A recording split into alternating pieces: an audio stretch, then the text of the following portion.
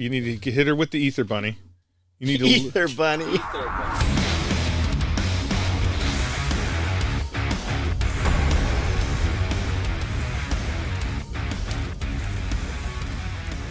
John and Scully, it's Pulling the Thread, episode 11. Go. I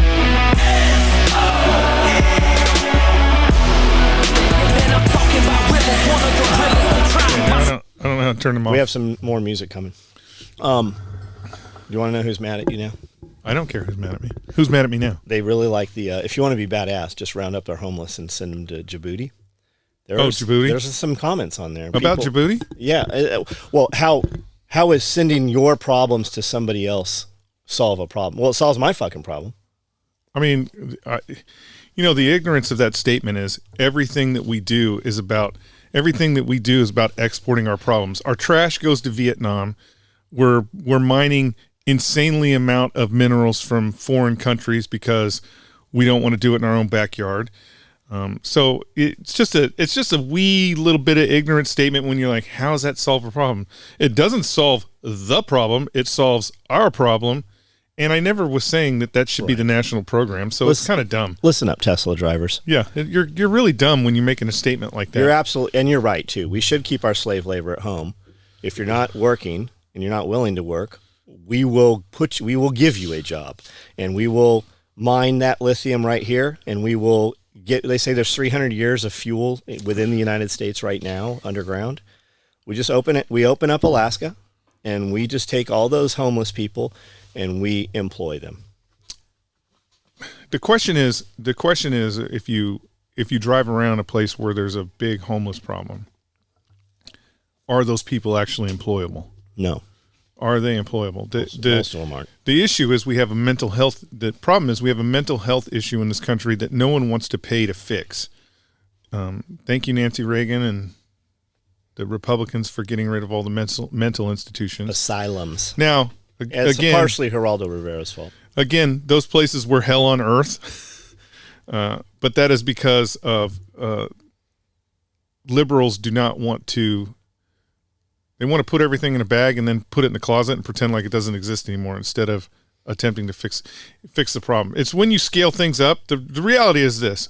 You can have any program. I can create any type of program that is successful in a scientific, in a small controlled environment. But once you scale it up to the size that we're talking about, millions of people who need mental health issues, we don't have the capability to do that, because if I have 10 mental health people that are like, I really want to solve this problem, I really want to tackle it, but now I'm going to scale it up to millions of Americans, I'm going to have to hire a bunch of people that are going to be incompetent and not have the capability to actually help those people.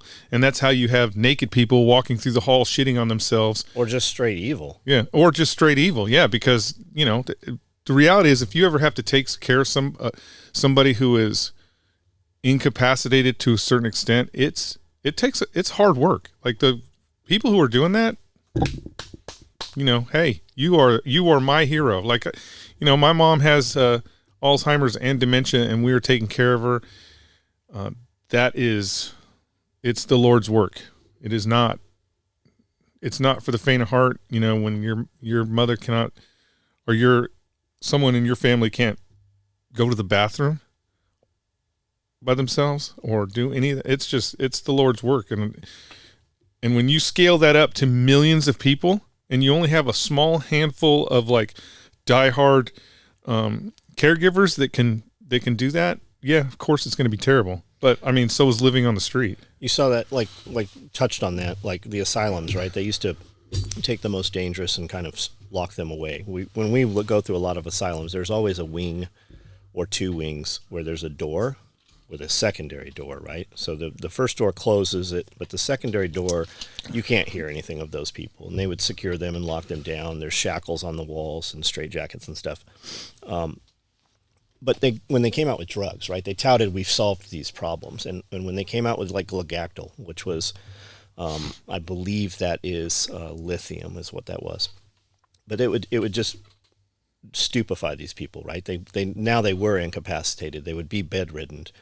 You would have to turn them. You would have to clean them. They could not wipe their own asses. So, and these places were terribly understaffed. It was a big project to build these places, and it was huge federal grant money and fundings, and it was touted. They were destinations. Like, you used to go to an asylum to see the architectural and the park-like settings, and literally watch the loonies. Right? You would go in there. This was a thing for a long time. But as it came out of interest, it was no longer of interest, and now they just had the people working there. If you want to see the criminals of society, look no further than the holder of the keys to the prison. And that's what a lot of that was. Why would you want to work in a place where there was literally crazy people, right? So you're there because a lot of people were there because they were predators and had access to women who were locked down. So as they cleaned some of that up, and then you had doctors just literally removing limbs and organs. What were you going to say? They used to do, which is crazy. They used to do in asylums, insulin-induced comas. Yes, where they would just inject you with large amounts of insulin in order to keep you into a coma, and understand, those were doctors that were like, this is totally ethical. And like the electroshock therapy, Sherman. When I brought this up before, Sherman said he actually witnessed an ECT. I don't know what the reason was, going through med school and stuff. I know a lot of those guys did rotations at the asylums and stuff. State hospitals, code word for asylum now. But electroshock therapy, they would give such a high voltage of electroshock that maybe it's the amperage or something. I don't know what did it, but they would literally break ribs. They would break spines. I mean, just insane stuff. There's video footage of this. If you're interested, you can find it still. But when they did come out with these therapies, they just, and you would literally now have a patient who could have went to the bathroom on their own. Now you need 2 or 3 people to change these people. And you had these asylums with thousands and thousands of people, and you would have 10 people caring for these people. Yep. So as they were going through, there's all kinds of stories where and they would never upkeep the asylums because in the manner that they were built, and there's speculation also that those asylums are not what they were said to have been. They were built, mud flood, and we can't reproduce these things now. They were all built of stone, not just concrete, but like actual carved stone and things in these things. Well, the big problem with asylums is the same problem we have with the war on poverty. Is you can declare war on poverty, but the problem is there's always going to be a new generation of poverty. Same thing with the asylums. There's always going to be a new generation of people that need that type of medical help. And so the longer a government program runs, the shittier that government program becomes because they cut funding, and then you now have to hire people that are not qualified for those jobs anymore. And so those programs are terrible. It's kind of like when this last hoorah war we had in Iraq and Afghanistan, and the veterans started coming home and going to the VA hospitals, and they're like, what the fuck is going?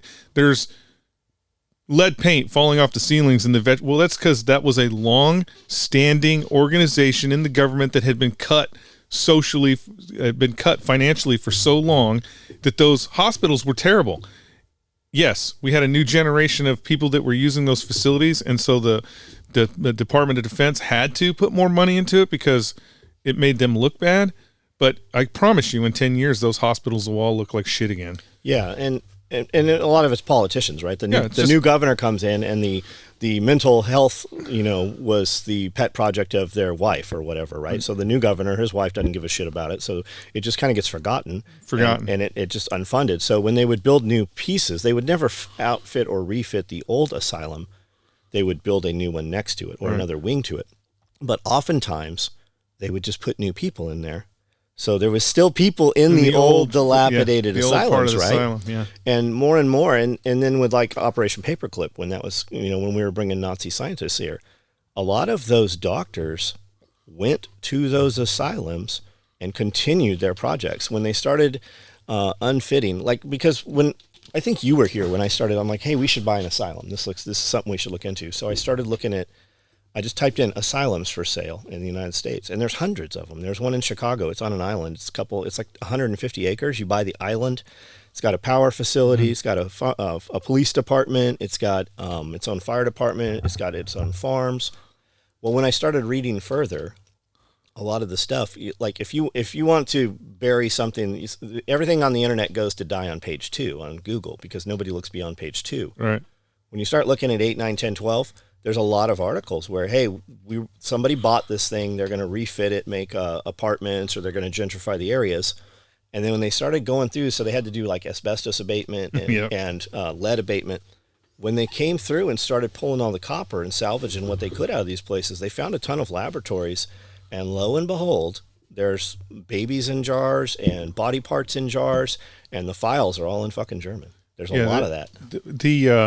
The thing about the asylums that became popular for medical is it's that out of sight, out of mind. Mm-hmm.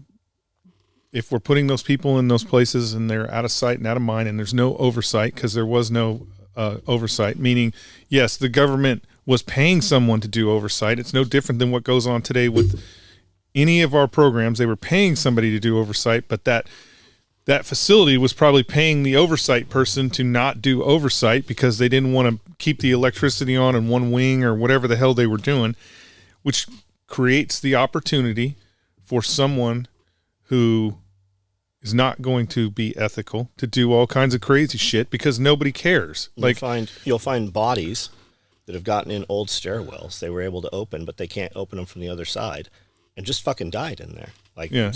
When Geraldo Rivera came into I don't remember which asylum it was, came in and did this expose. They didn't know he was coming in, and he gets some cameras in there, and they find dozens and dozens of men and women just handcuffed on these concrete benches, fully fucking naked. Like there's little kids, and you used to have women would have children, and the children would just, when you would drop your wife off at the asylum, the kids would go with them.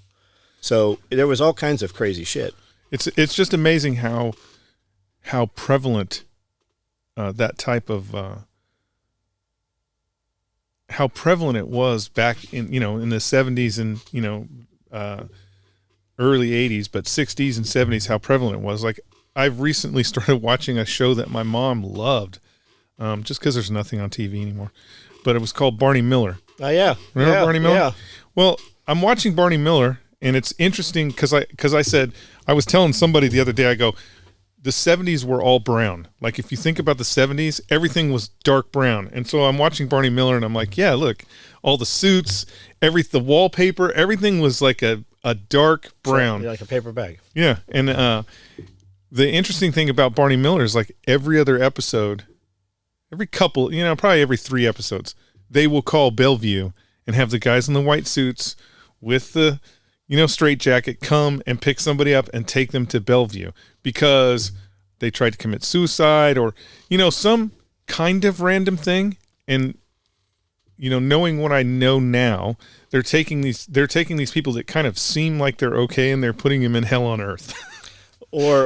we just put it like, your daughter's misbehaving, right? She gets, that was or she was going to have a child that wasn't her race, 30 years ago. They would just lock those kids away. You needed the threshold for putting somebody has gotten higher over time. It has gotten higher, but the threshold it used to be really low. Up until 1953, a man could just drive up to the front doors with his wife in a suitcase and give her to the asylum when there was nothing wrong. And there's a lot of people. What were you going to say? I was just wondering. I kind of wonder what the financial burden was. So if you were a wealthy family, the hospitals were different. You had a different hospital that you would take them to, and you would cover that. Otherwise, so the last asylum we were in, there are 2 courthouses in the asylum. You walk into the waiting area, which is still pretty beautiful. I mean, there's vines and shit growing in there, but the architecture is still there. It's grand. They're very high ceilings. They're big, and it's white marble steps and pillars and front porch with the rocking chairs are still kind of there. But you walk in. The next thing you see when you walk out of that entryway is 2 courthouses. There's 2 courtrooms, and those judges, who you would think, being judges, you would think they uphold the law. But they were there to strip your rights. And one of the things they did at this asylum was immediately order electroshock therapy.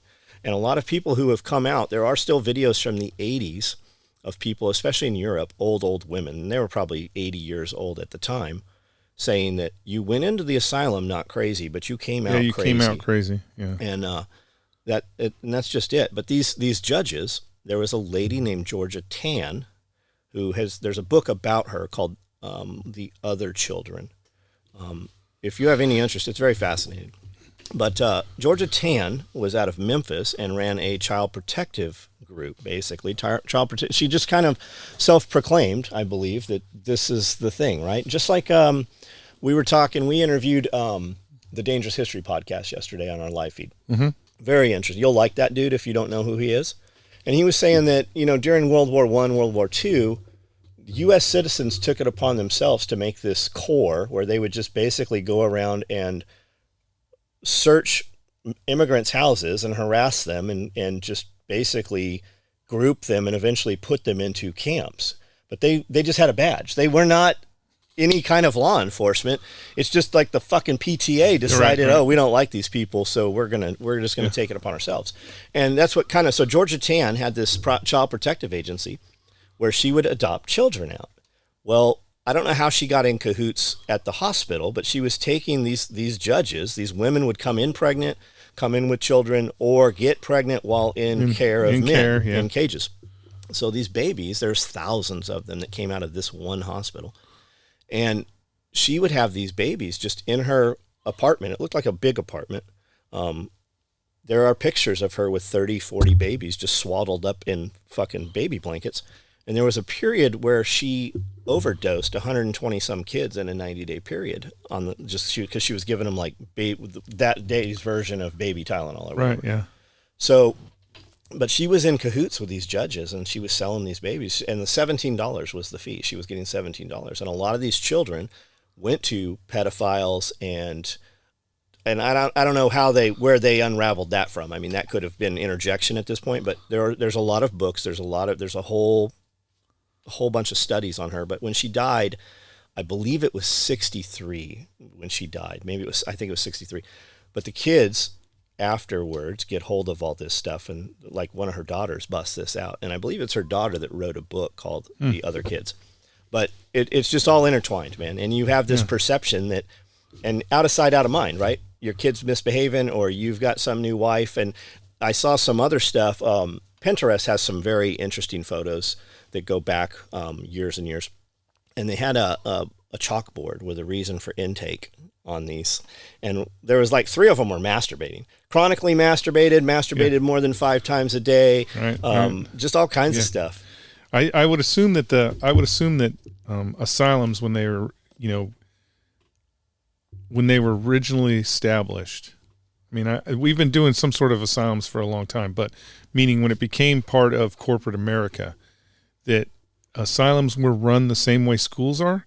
And so that's why John could take his wife and drop her off, because the government was giving some sort of stipend for the amount of people that were in beds, meaning just like, yes. When you go to school, the government gets a check cut to you just for having asses in the seat. And I'm sure that that's the way the asylums were. That's why they were like overbooked. Drop off whoever you want, because overbooked. Just like the halfway house, right? When I got out of custody from the feds and went to the halfway house had maybe 50 beds, but they had 1,200 people on the books, and I have to pay even when I'm not at the halfway house. I'm still in their custody for 6 months. I pay them even though I'm at mom's house. Right. So there's always a financial. Yeah, that is the problem with scaling things up. That, when you do a program like for example, we'll talk about the halfway houses, right? Halfway house. I guarantee you there was a experiment or an idea about, hey, how we can make lives better we can transition people from jail into the civilian world and not have them go right to the street, is if we have this halfway house. And they're like, oh, halfway house. We'll have, 2 people that are responsible for the halfway house. There'll be 25 beds in there and 25. And it seemed like a good idea until it gets scaled up to the amount of people that we're actually putting on the street. And then, you got hundreds of people that want to go to San Diego. You've got 4 halfway houses. Of course, they're going to be overstaffed. And then if you're the person that's running the halfway house, it's actually better for you if John is at his mom's house on the couch, because you're collecting that money, you're not having to, he's not using your water, he's not using your heat, he's not messing up your beds, he's not doing any of that shit. So it's better financially for you to push these people out into the street anyways, because guess what? The government is not coming around and looking to see if you're running your halfway house appropriate. It's just like, I saw a thing the other day, a young lady who does, it's not adoption, but when you take care of foster. Kind of foster. Terrible fucking foster. This young lady is a foster care mother, and she takes care of babies short term, right? Right before Christmas, she's like, right before Christmas, a lady showed up from the system with a baby, dropped the baby off, was like, here you go, take care of this baby for us, and then never called back for 6 days. Like, had no idea where it was. I mean, just never, no information whatsoever on this baby. Have you seen these baby drop boxes? Yes. So I had mentioned that, and Amanda said that those have been around. I didn't know about it. I guess just because I'm not paying attention to it. But apparently those have been around since the 90s. Amanda said when she was in high school, there were baby drop boxes. Now, in San Diego, I recall people you would drop if you were going to, rather than leave your baby in a dumpster or whatever, chicks were leaving their babies at fire stations. And that's where the drop boxes are. At the fire, fire stations. There are more of them. No, they're probably more. Fucking fire. They're probably more now. But like Cairo, Illinois, that town that I told you we should go visit, the fire station there. First time I'd seen one like real drop box. That fire station had a damn baby drop box in an abandoned town. In an abandoned town. Well, you figure if babies are going to get dropped off, the more. I would like anybody. Hey, somebody disheveled. Look this up. How many baby drop boxes are there in the United States compared to newspaper boxes now? The more disheveled a town is, the more likely the fire station is going to have a drop box. I got a buddy that's buying up. I want one. I just haven't really pursued it. I really want a telephone. I want like the red telephone booths.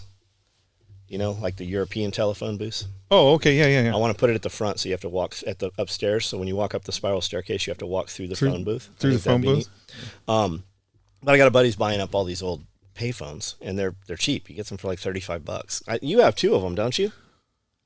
Just one. You have one. You should set up. You should get two, and you should set one up outside of your house, and then have a phone inside your house. And so when people come over to your house, they have to call you on the payphone. That sounds a lot like visiting in jail. Yeah, there you go. It's just like that. So let's talk about population desensitization. Population desensitization? Desensitizing the population. So Barney Miller. Oh, yeah. Okay. Desensitizing the population. So you said that every third episode or so they like have the loony bin, right? Right. Do you think that was just a cut? That was just getting people used to that, right? No, disposable persons. I think because Barney Miller, the show, is a reflection. Obviously, it's set in the late 70s. I think 79 is when it was supposed to be kind of set, the time era.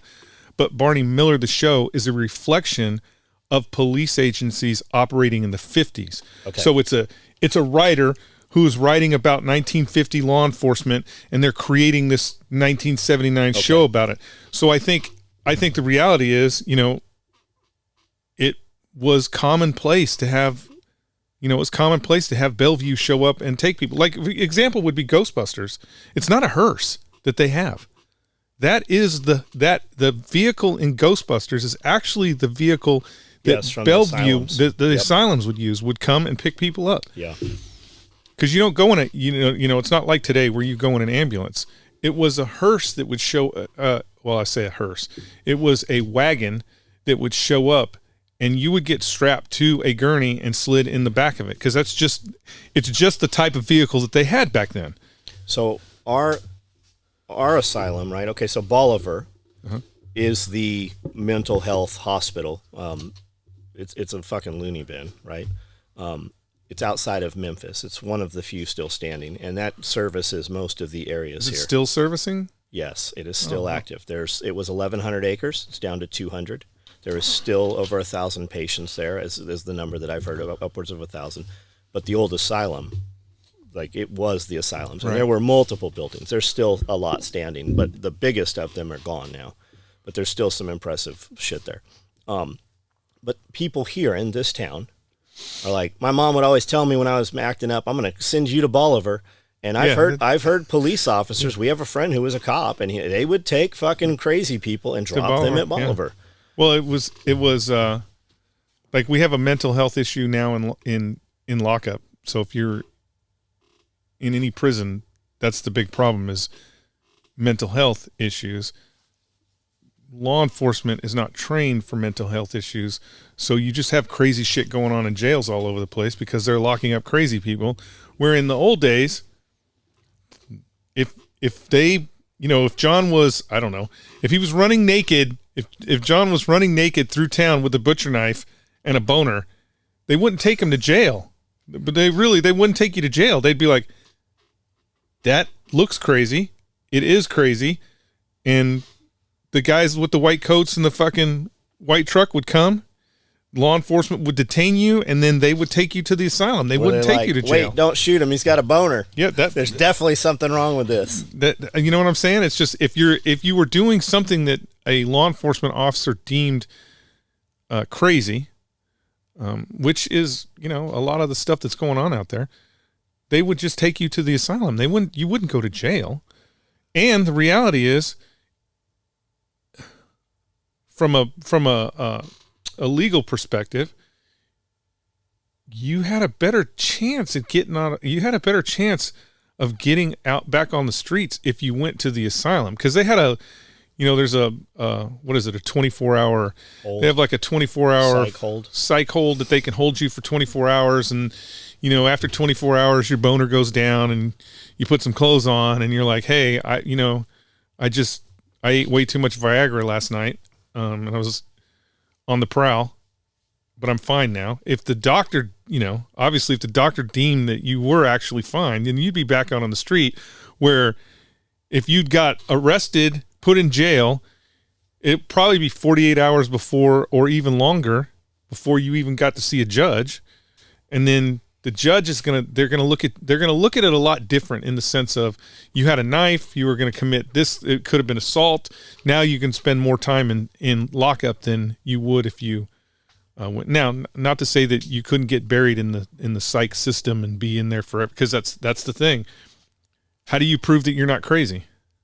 Yeah, there's a lot of, when you look at all the stuff on the asylums, there are a lot of exposés where reporters went in to do undercover. Yeah. And did get stuck there for 6 months. Like, they were medicating them against their will and shit. Yeah. They medicate you against your will, and then the drugs themselves that they're medicating you with are not, shit, the psychiatric institution just came out and said that all the drugs that they're giving people right now they're not legit, that it's not, that you don't, there's no such, well, they just came out and said there is no such thing as a chemical imbalance. Right. It's not real. So giving people drugs for a chemical imbalance is not real. Andrew Tate said that. And so did Tom Cruise. Yeah. Almost lost his career because he was jumping up on the couch telling people that it's not legit. Yeah, fucking move, motherfucker, exercise. Yeah, so it's just an interesting thing, and it's tough to. Well, you can't test for it. Give me some blood work that shows that you're crazy. This is true. You can't. Well, right. Can you test for some things? But can you test for it? I don't know. So back to desensitizing population. Yes. Curfew. The porn industry. Curfew. Right. Is there still a porn industry?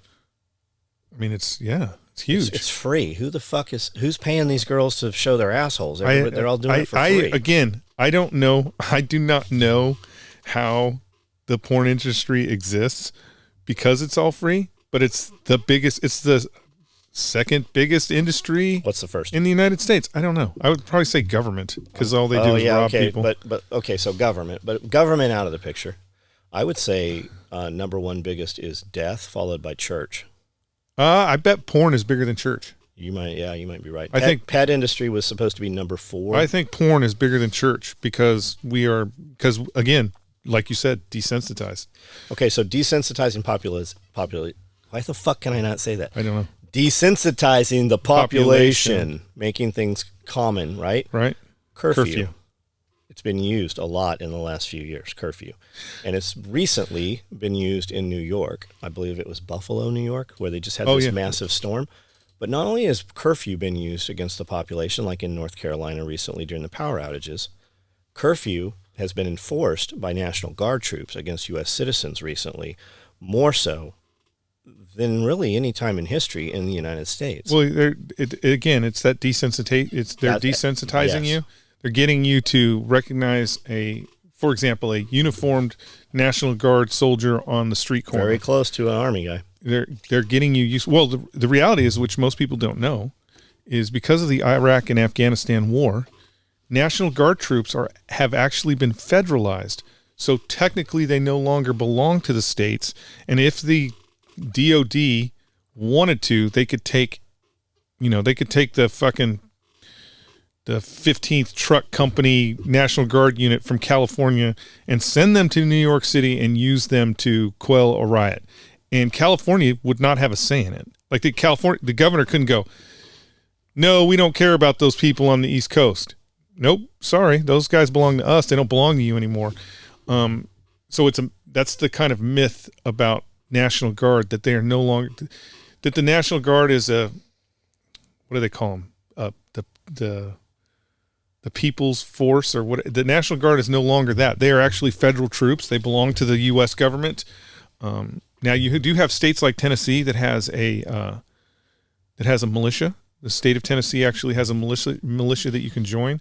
But the National Guard troops have been federalized, and they actually belong to the government. So all your posse comitatus stuff applies to the National Guard, meaning the National Guard troops technically should not be allowed to do police work. Yeah. But they are using them. Yeah, of course. They're using, I mean, they put the Marine Corps, they put, I think 3 or 4 different battalions of Marines on the border to enforce border security. Again, if you really dabbled into the Constitution, that's very illegal. Did you see the Sinaloa cartel LPO piece about 300 yards off of the U.S. border? I haven't seen those, but I mean they're there. I saw some drone footage this morning of it. Yeah, I think Ed Calderon was posting. They're there. I mean they're up there fucking armed up, and I mean you don't want to. I mean, the Sinaloa cartel does not want to. Did you see the shootouts that recently happened in Mexico? Oh man, it's crazy down there. Did you see them using the helicopters blowing them dudes up? Yeah, they're fighting a real war in Mexico. They're fighting a real war in Mexico. Not just the government, but the drug cartels themselves are thinning out their herds, and it's just a real war down there. And I don't know what they can do. Sinaloa. The thing about Sinaloa cartel is they want the commerce of the drug trade. The new guys, the new younger crowd, they don't care. They want the power. And I believe it's actually the Sinaloa cartel, which I may be wrong. New generations. Yeah, the new generation kids, they want the power. They don't give a shit about the drug trade. Drug trade is just it's like a byproduct of gaining the power. Well, a lot of them are controlling avocados. Yeah, it's like for real. For real. Your avocado toast is coming from San Diego cut all their shit down, and there are no avocado fucking orchards out there. So the Sinaloa cartel does not. The reality is the old guard in the old drug guard down there. They do not want it to spill over in the United States. They don't want Juarez, New Mexico, or they don't want it to spill over into Texas and Mexico. Because, again, it's about the financial gain of selling cocaine to spoiled liberals in New York City. Is it even cocaine anymore, though? I don't know. Who knows what they're... I mean, it could be just avocado toast. But they want to keep that... They want to keep that financial gain open where the new generation kids don't care. They don't care if the fight crosses the border because, like young kids, they don't understand... Like young kids, they don't understand the punch that's going to hit them in the face. It's easy. Sorry, Mexico, but it's easy at the corruption level that Mexico has to operate freely the way these cartels operate. But the minute they come across the border, and they kill the right family, they kill the right, they blow up the right school, or there's a line that they're going to cross in the United States. It's going to bring the full force of the U.S. government on it. And Mexico is not going to be happy about it. And the cartels are going to get fucking wiped out. Normal Mexico probably would actually be happy about it. Well, yeah, I mean, normal Mexico would, but the problem with the problem with the United States is we are, we're a tamed, vicious animal. And so when we decide that we're going to come in your country and we're going to stop you from doing whatever it is, it's just like what was that stupid puppet movie that Team America? It's just like Team America. Yeah, we're going to stop the terrorists, but we're going to blow the Eiffel Tower down and do all kinds of this other crazy damage, and then be like, after it's all over and the cartel's all gone, we're going to be like, sorry, Mexico, here's some money. We're a vicious dog that. Are we tamed, or were we in fact declawed? No, defanged? we're not declawed. We're not declawed or defanged. We are. I mean, the reality is, and I'm saying this from an American perspective, which I'm sure if you're in Germany or somewhere else in the world, you're going to be like, that's crazy. No, Germany's too busy freezing. This is true. And fake arresting Greta Thunberg. Yeah, fake arresting Greta Thunberg. That was her security detail. I'm sure it was. It's already out. Yeah. There's video of it. The United States military, even with its current problems, like even with the current recruitment problems and things like that, there is no one who could stand up to the United States. There's no one that can come close to it. Like, not even, even if you bring in our allies and you're like, okay, we're going to fight England, there's nothing they can do. The British have one carrier. England. Like, I don't even know. The Queen. That's when it's not even the Queen anymore. I'm sorry, the King. Sorry, Prince. Charles. We were in King Charles. Yeah, I mean, King Charles. What was here? A couple thousand of us? Yeah. I mean, for real, what was here? I mean, England. What are they going to do? Bring some bad weather and some fucking crooked teeth? I'm just saying that, like when people are jolly old England. When people are thinking that the Chinese are going to dominate the world or any of that stuff, it's not a real analysis of what's going on in the world. I mean, you have a big group. Just speaking of Chinese, you have a big group of Chinese people right now, and when you think about it's a communist country, and the premier over there kills people for giving them bad news. There's actually an open group in China right now it's called the Let It Rot group, and it's all young people. It's young people in China that are like, fuck China, let it rot. Yeah, we don't give a shit. Not going to work, yeah. Yeah, we don't give a shit, let it rot. And it's a big group, and the reality is it's a big problem for China because they don't have the labor anymore. Imagine if all our bad guys really weren't as bad as we were led to believe, right? They're not as bad. They're just doing their thing. They don't give a shit about the United States, right? They're not as powerful as we're led to believe. Yeah. Imagine if you found out that was true, right?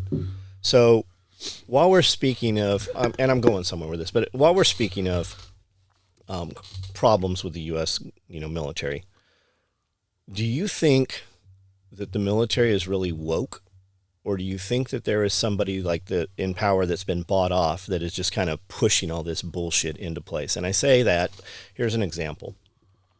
There's a lady goes to drop her, I believe it was in Colorado, this happened recently. There's a lady goes to school to drop her child at junior high school. And there is a very highly offensive pornographic picture out there for this thing that's happening. And she takes a picture of it. And it's actually like fucking legit, like some pornography. So she takes a photo of it, puts it on Facebook, and she's like, this is bullshit. This is at the fucking school. They're pushing this stuff. And she just lets it ride. Well, in the same day or the next day, somebody sees this, who happens to be a PSYOPs officer on base, who is a liaison to local law enforcement, gets a hold of the chief of police, and there's email chains of this already being busted out, gets hold of the chief of police, and they start leaning and making this lady's life miserable. It's just a trip that this originated from a military officer on base who is in charge of a psyops unit. When you Google this dude's name, there's all kinds of shit that goes along with this. And they're coming after, again, the military has weaponized law enforcement like the FBI did recently in the last few years against soccer moms. So how does that fucking happen? Like, where is that disconnect? Is this a dude that's just a fucking, is this dude, or is this coming from higher level? And how do you how do you do things that literally weaken your society? Is it us within, or is it outside manipulation? It's complacency for the most part, in the sense of you have a commander in chief for the U.S. military right now. You're SecDef. Who is that? Miley, who is woke, who has come out and said he's woke. He has come out and said that there is actually a white problem in America, and the reality is his fucking dumb dough ass is white, right?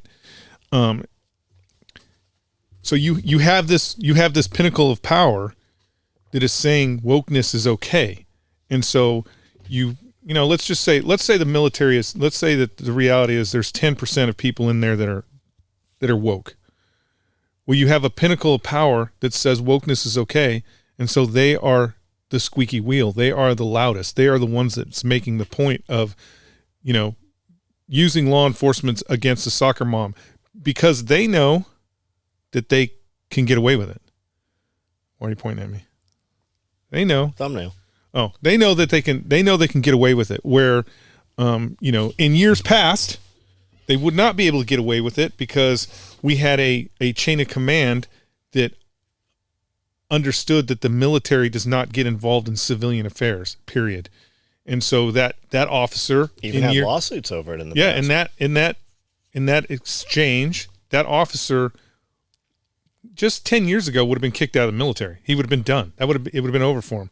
But he knows that he can get away with it because of Miley, because the chain of command has decided that they want to get involved in affairs that they really should not be getting involved in.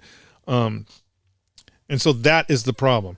And then the other problem is complacency. It's not complacency, but it's that leave me alone portion, right? Just leave me alone. The rest of the military, like, I'll give you an example. DOD forces military users to get the COVID vaccination. So think about the millions of people who are currently under the DOD umbrella. Only 800 refused to get the shot and were kicked out of the military. And the contractors and everybody affiliated with, even outside of. But only 800 service members were kicked out of the military because they refused to get the shot. How many actually refused versus how many were kicked out for refusing? Is that all encompassing, or is that's all encompassing? Because if you refuse, basically this is how they would do it.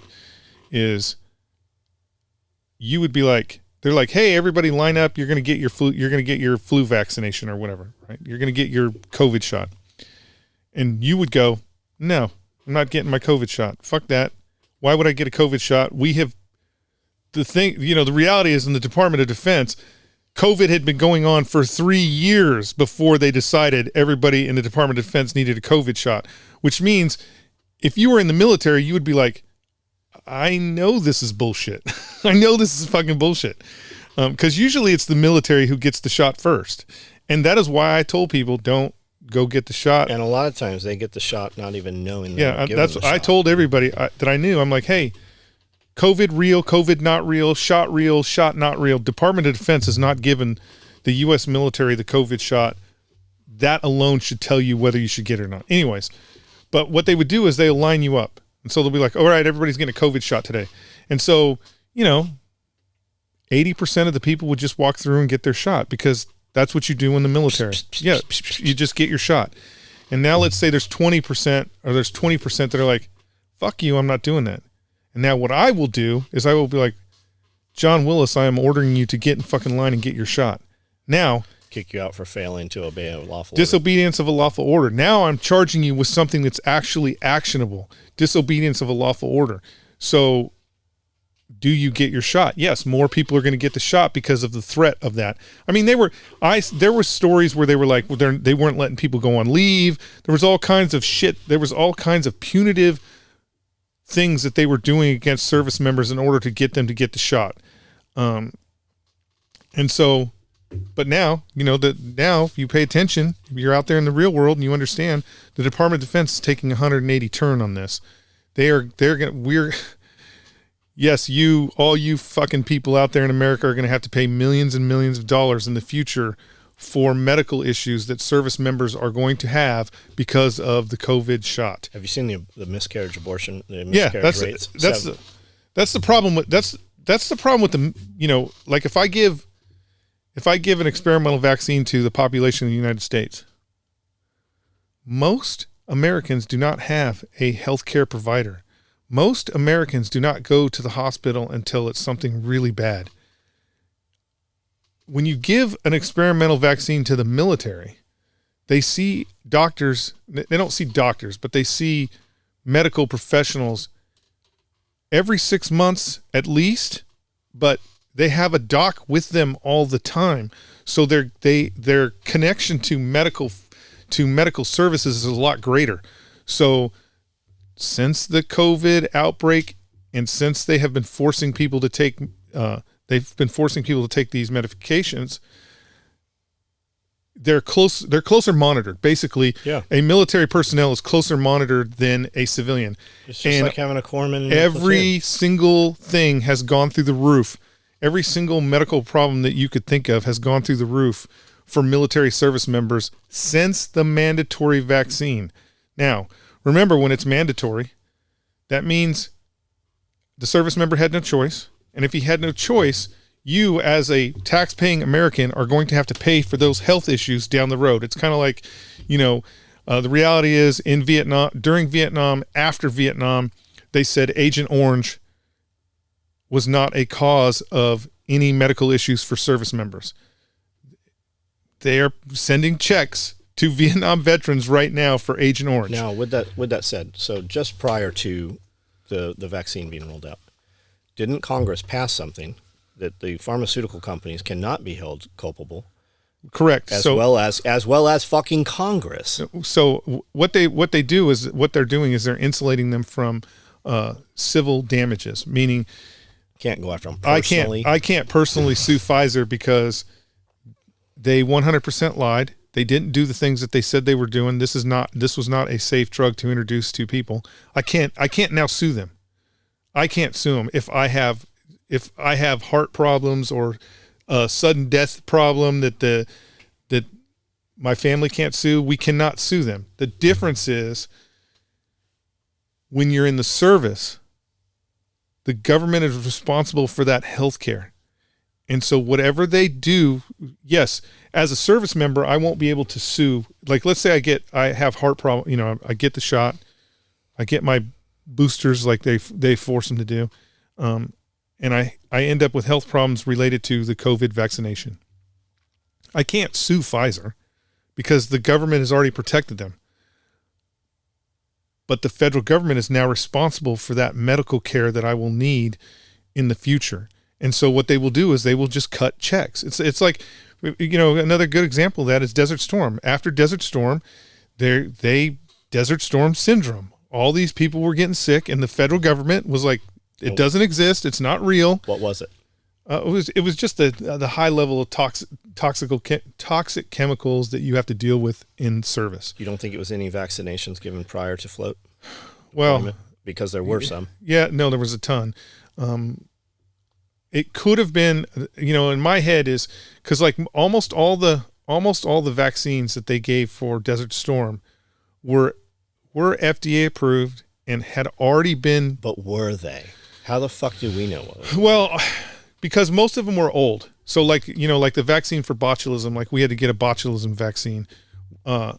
Those were old vaccines for when real botulism happened. So what the military likes to do is anything that could be turned into a weapon, like botulism or plague or anything like that, is they'll give you the vaccine for that thing in case someone has turned that thing into a weapon. right? And so what I think is, as an individual item, so like the nerve, I think the nerve agent might have been a new one, but the nerve agent and the botulism one, right? Let's say they were both FDA approved. Well, no one ever tested the two together. And when they were giving those service members those things over in Saudi Arabia, it wasn't like they were like, all right, John, here's your botulism pill. Take this pill, and then in a couple of weeks, we're going to come around and we're going to give you, the anthrax. We're going to give you the anthrax shot, and then we're going to give you the fucking plague shot, and then we're going to give you, we're going to separate these out so we know that there's no adverse effects.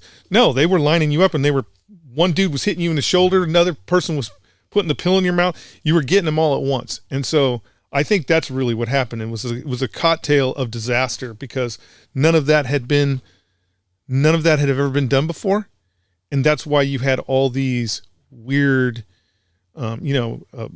weird things that were happening to service members after the fact. And again, the government for years after the Persian Gulf War went, it doesn't exist. It's not real.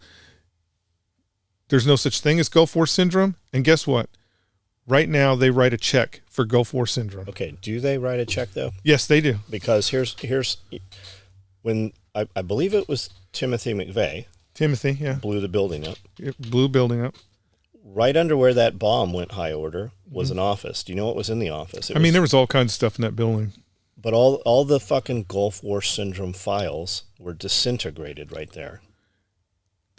Even still, they're still writing. Like, I have been contacted about Gulf War syndrome and from outside law firms looking for class action. No, from the VA.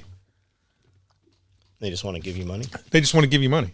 It's like, I'll give you an example. My uncle Maybe that's what's wrong with Tyler. My uncle was in Vietnam in 1960. I can't remember what year it was. He went with the 9th Marines. So he was with the 1st Marine Battalion. He was with the 1st Combat Infantry Battalion that landed in Vietnam and did his stint in Vietnam. And then got out.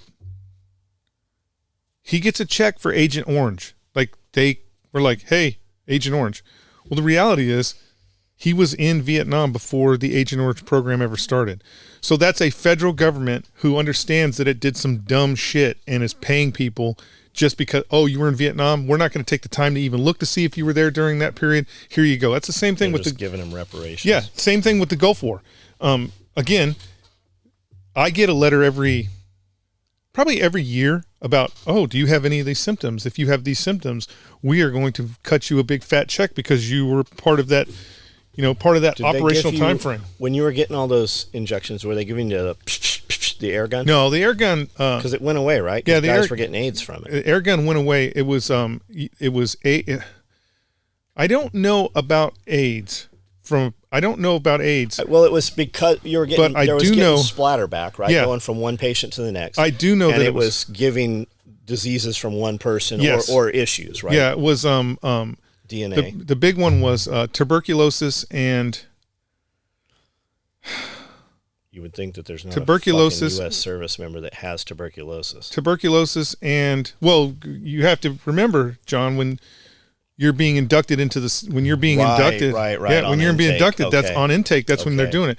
But it was tuberculosis, and then in Vietnam, it was hepatitis.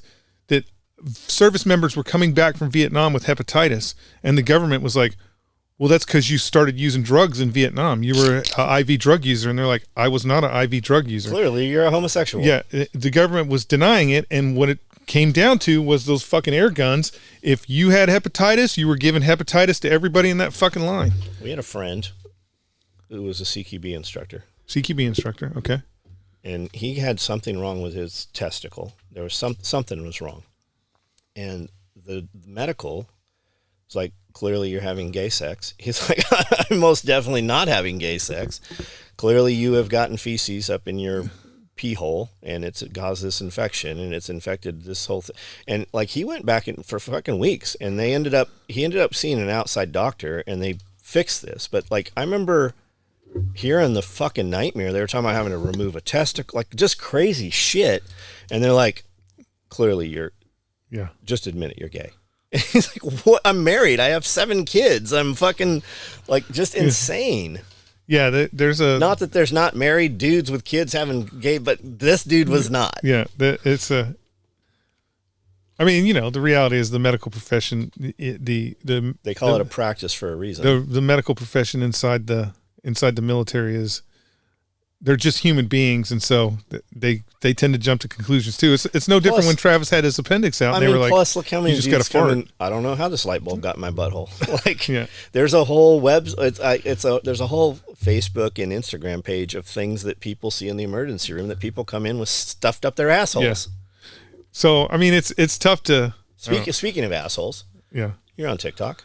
Okay. Have you seen all the stuff? The big thing right now is dudes are going to strip clubs, and these strippers pull a butt plug out and put it in the patron's mouth. And there's tons of these dudes fucking. There are TikToks of this shit all over the place. It's, you know what the reality is that most people don't understand about TikTok, or most people don't understand about those type of things, is The one sees monkey see monkey do. the reality is the first He wants one. to get TikTok famous. But the first one that you saw was not real. The first one that you saw was fake. It wasn't real. Got you. It wasn't real. And then a bunch of other dumbasses were like, well, if that guy did it, I could do it too. The first one you saw was not real. It wasn't real. That's how TikTok works. TikTok does fake shit. It's not real. And then everybody follows it. And that's how you get to 32 milk containers that you're trying to jump across or run across trash cans, and then you end up in the hospital. Whatever happened to that? The Tide Pods, the first ones you saw were not real, guys. It's not real. Just because TikTok is, I think this is what the brilliance of TikTok is like if we go to the movies, John, and we see we go to the movie theaters and we watch a movie and a car jumps over a building and does a flippy flip and lands on its wheels and keeps on going, and the heroes are like, yeah, we did it, and they're not wearing seatbelts and they don't have helmets on and shit. We don't go, you know what we should do? We should try and do a flippy flip in a car with no seatbelts and helmets on, because we know that it's Hollywood. But the thing about TikTok, the trick about TikTok is when you watch TikTok, you think, oh, those are real people just like me. That guy that just ran across 15 trash cans and jumped over the fence and did a flippy flip and landed on us. He's a real person just like me. I can do that too. And that's how you get all those stupid fucking TikToks of people falling through trash cans or through roofs or crashing their cars in the ditch because they watched a stupid TikTok that wasn't real. That's the same thing with that stripper thing. It wasn't real. The first one was not real. Why are you recording already? Oh, we recorded while we were outside? Recorded you peeing. Probably heard it. The sputter. Are you having problems with that? No, not at all, actually. I got something for you. What is it? You just take Cialis. Why would I just take Cialis? Because I thought Cialis was for boners. for running down the street naked with boners. So if you take Cialis, when your PSA levels are high, if they will give you Cialis, it's because it's a vasodilator, right? It will actually Help your reduce the prostate a little prostrate, bit. yeah. Okay. And it'll make your dick way harder too when you want. But what it'll also do is when you can use it as a pre-workout. A lot of guys use that for pre-workout. When you see non-stem pre-workout, it is infusing, like it's vascularity. It's volumizing the muscle. Brandel, is that true? Do you take Cialis pre-workout? Brandel takes a lot of stuff he doesn't realize that I give him. Do you you Cialis pre-workout? I mean, I know you chocolate milk pre. Is chocolate milk pre or post? That's post for me. Post. Okay. Brandel, All right. Brandel goes home. Rachel's like, I don't know what the fuck's going on out there in Camden, but what was that? I think it's your trash man. But she's like, I like the results. Keep going there. Well, I usually snort my Viagra. Snort Viagra? Hit the system that faster? I like to get in there quick. All right. Well, I mean, if you look, because it does work. Okay. Yeah. No. I mean, vasodilator. That's so you what know how everyone's the a- TikTok thing, Fake. there's definitely something to what you're saying, because I was watching these videos of these sewing companies, and I showed it to Brandel. I'm like, look how fast these guys. He goes, it's sped up. I'm like, shut the fuck. No, it's why didn't I realize that everything was moving faster, and why did I not see that? Right, I only saw what I wanted to see. If you do it good enough, like he's a brilliant editor, and because he's a brilliant editor, he can see the things that people are doing, and if you do it good enough, if you do the editing good enough, normal people will think it's like just like not even TikTok but YouTube. T-Rex arms. Mm-hmm. Speeds the shit up. T-Rex arms. Everybody was like, "Oh my god!" I mean, the kid is talented. The kid has talent. Like he is a good gun bunny. They don't like us. I don't care if he likes you. I mean, the reality is he's a gun bunny. He has. He can't be trusted. He wears tight jeans. He has large financial backing that allows him to shoot millions and millions, thousands and thousands of rounds. I don't know about millions, and be on the square bay every day. I don't care who it is.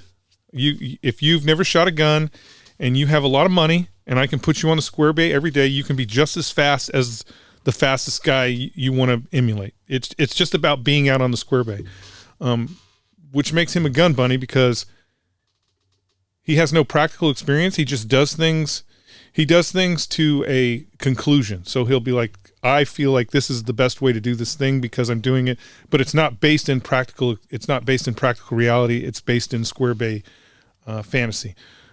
Again, sorry, the kid is talented. Like he can run and gun, but they got busted for speeding up their shit to make it look like they were faster than they really were. Know anything about this? They did. He got busted out for it. You know that's true though. Oh yeah. Yeah, they got busted out for it, and he, to their credit, not the kid who does most of the shooting, the other guy who's the real talent. There's several brothers. Who does all the camera work and stuff. He came out and said, "Yeah, well, I mean that's." Well, how about this? We were trying to do this to make it look cool. So in their defense, also. Right. He didn't show. I mean, I haven't watched a lot of his content, but I'm assuming there's not like a timer and like, here it is, right? You have like beginning to end, you need it to fit within 15 seconds on TikTok or 30 seconds on Instagram, right? Well, in certain stuff. I mean, some of our shit is sped up. I speed my shit up just to make it fit, but I'm not doing things that. And certain things, I guess it becomes more of an assumption. Right, so if you watch a video, the best lie to tell is the truth. Yeah, like, if you just let whatever they fabricate is going to be better. If you watch a video that is sped up a little bit because of production value, so let's say it's just about production value, and we're going to speed up the video, and I assume that's how fast you are, kind of like you did with the sewing video, right? Yeah, you see the video and you go, these motherfuckers are fast. You made the assumption they weren't telling you. They weren't telling you that I sew this fast. But I mean, that's because I'm calibrated different too. Because when I'm always like, why I'm sewing this fast? People are like, why? Because the machine won't go any faster. Like I really sew that fast. Well, yeah. Again, you've been doing it for 100 years. I'm a vampire. You've been doing it for 100 years. I was there with Keanu Reeves and Jay-Z hundreds of Definitely years ago. Keanu Reeves, the gun Jesus. But I mean, so it's. So have you? Like I watch every time T-Rex Arm puts out a video. I watch and see what they're doing because they're doing good shit. I always tell people to watch the background. Don't watch what's going on, because if you look at something outside that's being sped up, trees will move unnaturally, leaves move faster. That's why I like all the bokeh. So what? But how could you tell with a sewing machine? Because there's not really. Sewing machine, you can tell. There's not really any background. Because the hands were moving extra fast too. And like if you see knees and stuff, knees don't move like this. Gotcha. What does bokeh stand for? Bend over, here it comes again. I don't know. What that is when you see those really nice photos and what you're photographing is in focus, but everything around it is blurred. That's bokeh, and that has to do with the lenses. When you use good lenses, and I'm sure I know camera guys. I am not a camera guy. You don't need to tell me. But when I buy expensive lenses, they do that, whereas the cheap lenses don't. The thing, do that. what I don't understand about cameras, and maybe you can explain this to me. For example, a sunset. Okay. If I'm looking at a sunset and I go, "That's a really nice sunset. That's awesome," And then I get out my phone and I go, boop, boop. Yep. I take a picture of it. And then I look at it on my phone and I'm like, wow, that's a really nice sunset on the phone. How come my camera has a better sunset than my eyeballs? Because it is. But then I'm looking at it with my eyeballs again. Because you're living in a it's simulation. It's saturating it. It's sharpening it. It's So adding contrast. Were you in Vegas when we went to the Peter Lick Gallery? We were gonna buy some of those fucking paintings that are painted on steel. That dude's real famous painting. I don't remember. I just want my Instagram pictures to look like that. Why can't they just be like, okay, John, we know what you. If I use a filter on any of my social media posts, I only use a filter to make it look like it looks in real life. Especially for photographing gear, because I don't want you to buy something off of a photo and be like, man, this is some bullshit. I want it to look like it actually looks. But why can't my camera just know what I mean, it knows everything else I'm doing. It knows when I'm fucking. It knows when I'm shitting. It knows everything I'm doing. Did you see the dudes? I don't remember which channel it was. And he's like, okay, they were in Washington, D.C. And he's like, I have these 2 brand new iPhones. They're not, we just bought them. I put one in airplane mode, put one not in airplane mode. And they're both off. They're both off. I've never logged them into anything. They're not on Wi-Fi. And they went and did 14 miles of travel, turned them on. The motherfucker that was not even turned, the one that was not in airplane mode, the airplane mode one had way more data than even the one that was not in airplane mode had on it. Fucking just crazy. Yeah, the tracking that these things have on them. Your phone, it's telling, the problem is it's not, it's the weird thing is your phone is telling Google everything you're doing. Yeah. Your phone is telling Google I think everything it's beyond you're doing. that, man. I think it's even beyond that. I don't think you have to wear the Fitbit. I don't think you have to wear the watch that talks to the phone. I think there's something inside us at this point that fucking communicate. And here's why I say that. Dude, there are too many fucking times when I will be in the shower. That's where, like, if I'm having a problem with something and I can't get this thing to work or whatever, I'll walk away. When I take a shower, though, the thought comes to me. And a lot of time it's because I have nothing with me, right? I have no outside. I don't have earbuds in. I don't have a phone even in the bathroom with me. I will be thinking of something, some complete fucking random thought. And when I get out of the shower, my fucking phone target markets it or it just pops up on the phone. It just it's happened too many times for it to be coincidence. I think for you, John, that's the red car. No. I think it's the red car. No, the reticulative activating system. I think that's just the red car. You had to have it had to have come up somewhere in your conversation, or you're in the shower and you're like, bananas, and the phone's like, hey, send John a bunch of banana. But I don't verbally communicate. I mean, I actually hope that it's. I'll be thinking, and here's another one, right? I'll be thinking things. And somebody's coming here, right? And I'm going to have this conversation, so I'll war game it in my head.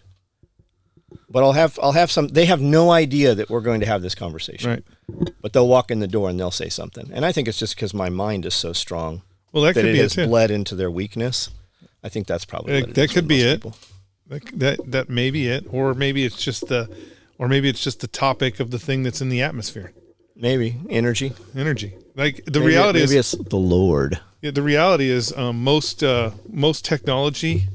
So they did a thing about like light bulbs and shit like that, where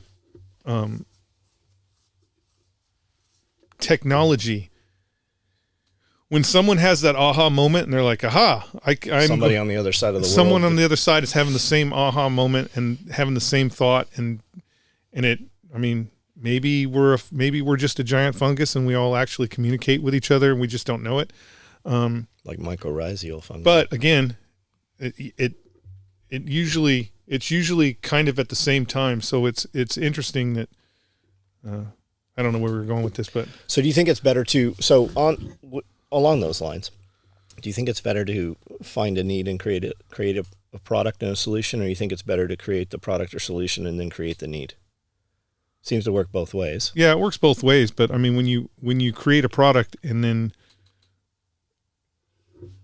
when you create a product and you're trying to force the product, it usually doesn't work as well. I mean, but you don't have to force it. You just tell them why. You just show them. Well, no, I mean, that's the reality is that's the reason why the COVID-19 vaccine has had so many problems. is they had the solution on the shelf. They needed to create a problem in order to force that solution. And I think we as human beings, we smell that out. Like if that's the Hegelian dialectic. Yeah, I think we smell that out. I think if, the reality is if, for example, Pfizer, if the coronavirus as they explained it, guys, if the coronavirus as they explained it was legit, if 5% of the population in the United States was dying off monthly, you should know somebody. No, but I'm saying if 5% of the population was dying off monthly, if that was a real thing, right? And that's really happening, Pfizer wouldn't even have had to say anything. Like the government would never have to. People would have been begging for the needle. Like they would have been begging for. They'd have been like, I don't care. Does it work? We don't know. Like Pfizer really could have came out and went, we don't know if this even works. We don't know if you're going to grow a third testicle. We have no idea. People would have been begging for that shot, but because it wasn't real. And because it wasn't not actually happening the way the government was telling it, it made everything smell like shit, to include the Pfizer vaccine. There went our monetization. Oh, God, I said Pfizer too many times, huh? So, are we do we ever get monetized on YouTube? Fuck no. Oh, okay. So, sorry, YouTube. Back to along those lines. Yeah. So you were heard, especially with DOD, right? There's a lot of numbers, but the tests that you can actually, the numbers you can actually find easily are the Department of Defense numbers for, and it always says first term miscarriages. Yeah. 77%. Yeah. On 77 up 7, not up 77. Actually, 77% of pregnant females in the military first trimester had abortion, had miscarriages. Yeah. Why are they not saying second and third term? Because they are having them, and you're literally having an unformed child at that point. No, I think it's worse. I think it's just the way they're tracking it.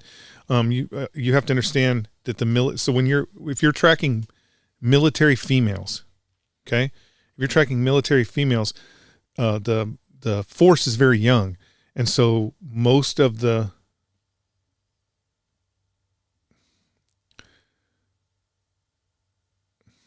I just think that I don't think it goes past first term. Because none of them get past first term. I don't think they're getting past first term. There had to be some 90, 180-day pregnant females that took that. There has to have fucking been. Just not enough of them to correlate. No, I mean, maybe.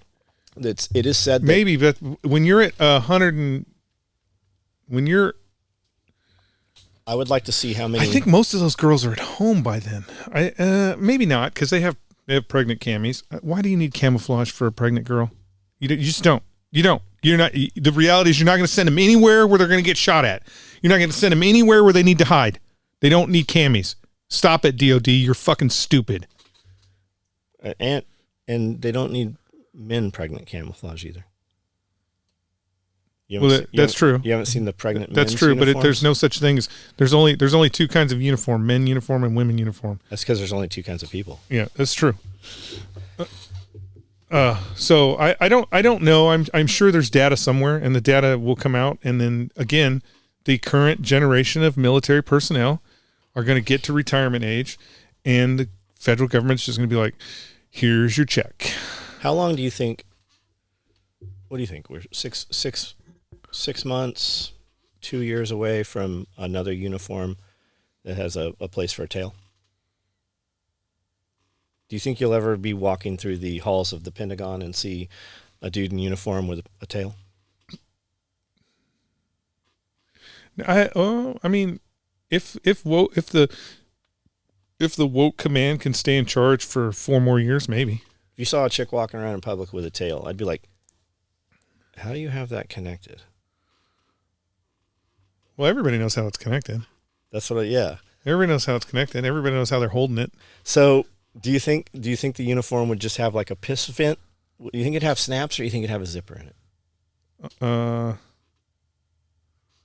Okay, all I'm going to say is if the uniform regulations modified the uniform enough to where someone could walk around with a tail, With stuck up their butthole. yeah, with a tail, I believe that the requirement would be you would have to have the tail in the whole time. A non-removable. Not non-removable, meaning it would be like for example, how women have to hold their hair up, now. I mean, who knows what they have to do now, but it would be a uniform regulation where they would be like, if you're going to walk around with a tail, you're going to walk around with a tail all day. I don't want to see no open boo holes. Some tail, no tail. Yeah, I think there would actually be. I guarantee you, if they authorized it, there would be a full regulation on when you're authorized to wear your tail, when you're not authorized to wear your tail. Do you think? So it'd probably be Velcro, John. Do the tails have like a metal rod in them? Like, can they pose them? Because here's my question: like, if you got to go, if I say she, but it's probably more dudes, right? So you have a person wearing a tail out in public that clearly has a butt plug in their butt. That's what attaches the tail.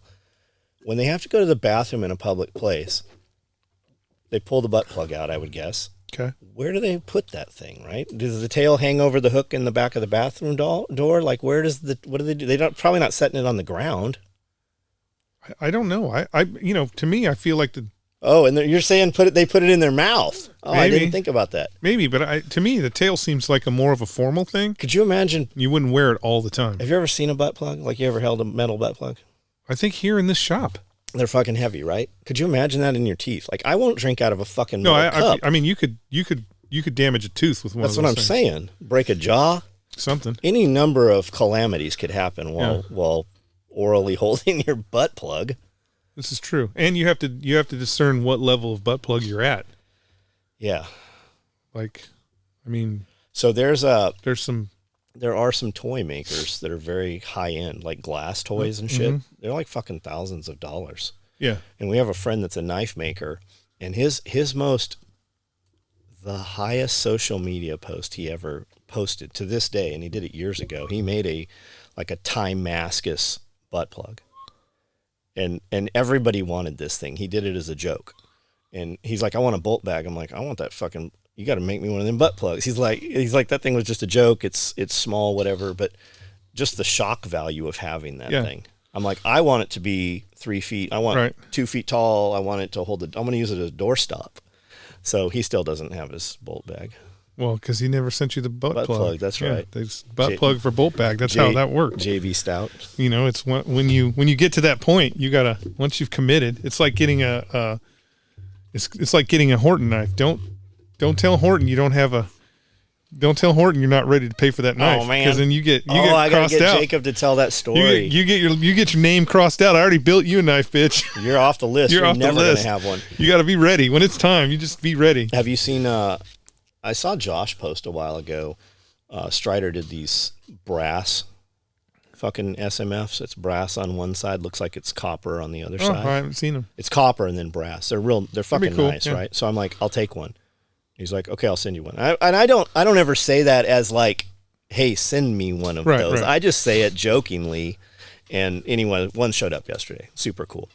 And I saw a friend of mine is selling this bottle opener, and it's I don't know what it is, fucking hearts or stars or something, and it's in copper, but it's all metalled out. Like, so they basically blacked out copper and then lasered it out, so it's super deep. It'd be kind of cool, yeah. And I'd tag Josh. I go, hey, let's do the next SOE Strider out of copper on the side, black it out, cut it down, so that all the raised parts are still black, but everything down deep is fucking copper. Yeah. So that's the next run we're doing. That'll be cool. How many are you going to do?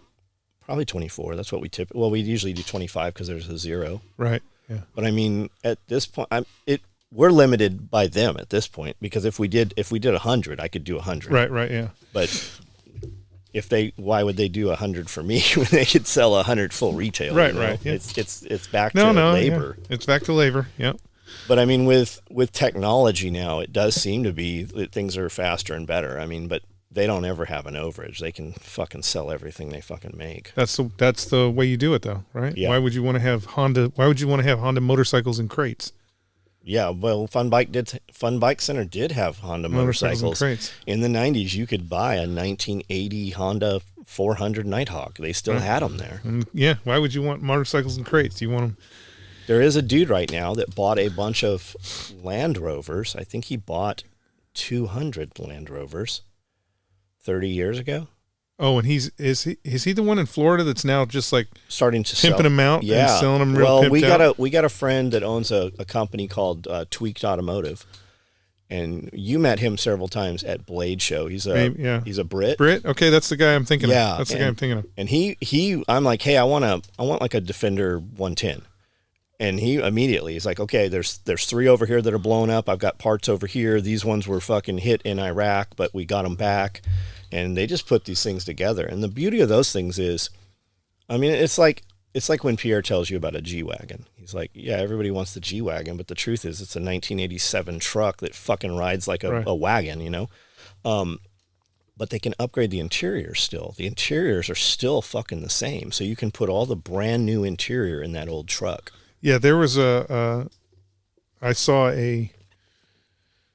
just a fucking beautiful example at the Mercedes-Benz dealer here in Nashville. I went there to get my service on one of my vehicles, and the guy was like, I started talking about M151s, and the guy's like, "Oh man, we got a Land Rover a military Land Rover in the back," and I'm like, "Not really. No, you don't. No, you don't. You don't have a real one." And he's like, "No, it belonged to the owner. He had bought it and had it all pimped out, and doesn't really use it anymore. And they're doing a full service on it, and then they're going to put it up for sale." And so I'm like, "Whatever. Okay, yeah, you don't have one back. You don't have a real military one. You probably got a G-Wagon, but you don't have a." And so he's like, "No, it's really." And so one of the mechanics came through. And he's like, "Hey, show him the wagon." Fucking beautiful. Like, it was a legit military G-Wagon, but they put some badass turbo diesel engine in it, and all the interiors hand stitched leather, and it's just like way too, like, it's definitely not a military vehicle anymore. But and had every bell and whistle you could possibly imagine in there, and I'm like, how much? And the mechanic is, they were tweaking some things on it. He's like, "Well, we're probably going to sell it for $100,000. Yeah. Did you get good service there? Were you pleased with what happened? The service department, the Mercedes-Benz place in Tennessee, the service department is awesome. The guys that run the service department are awesome. Always. They're like, the dude that I had was super friendly, and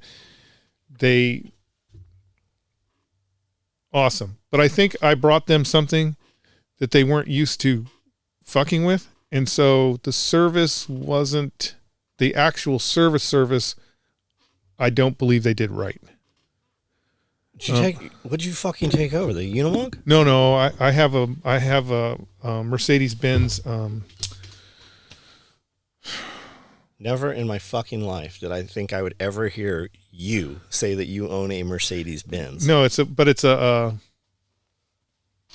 not a fifth wheel. It's a it's a camper. A Sprinter van? It's a Sprinter van that Coleman put a big, huge camper on the back of it, right? Okay, so if you need a different outcome, we have a hookup with Mercedes-Benz. There's several of them in Nashville. Yeah. So talk to me. Let me know next time. Well, I mean, it ultimately worked itself out. Our friend at Porsche again came from Mercedes, and I am not having HVT #1 crawling around underneath my Mercedes, because I don't want like 15 road flares taped together on a time clock underneath that motherfucker HVT #1. I know how he operates. You got 4 wheels or 6 wheels on your truck on that one? 6. Oh, so you got a fucking like the 3/4 ton and 1 ton, the heavy rear axles and shit in that, the heavy payload. Yeah, those are cool, man. And it's a nice rig. I kind of wish, again, Mercedes-Benz, awesome. Every part of that vehicle that belongs to Mercedes-Benz, I drove it to California and back. I mean, we put some miles on this thing, and it drives great. It sips on the fuel. It's quite like it's a diesel. And every time I park that thing, or every time I would go to a gas station when I went to California, somebody would come up to me and go, "Is that a diesel?" I'm like, "Yeah." He goes, "Man, that's because super quiet, just very efficient, very good. I didn't have any problems with this vehicle. The only reason why I took it in is because at it's a year or 10,000 miles, I think. You do the oil change on it. And so I just took it in for an oil change. And I had a couple other minor stupid things that were wrong with it that they just, I could tell that they were like,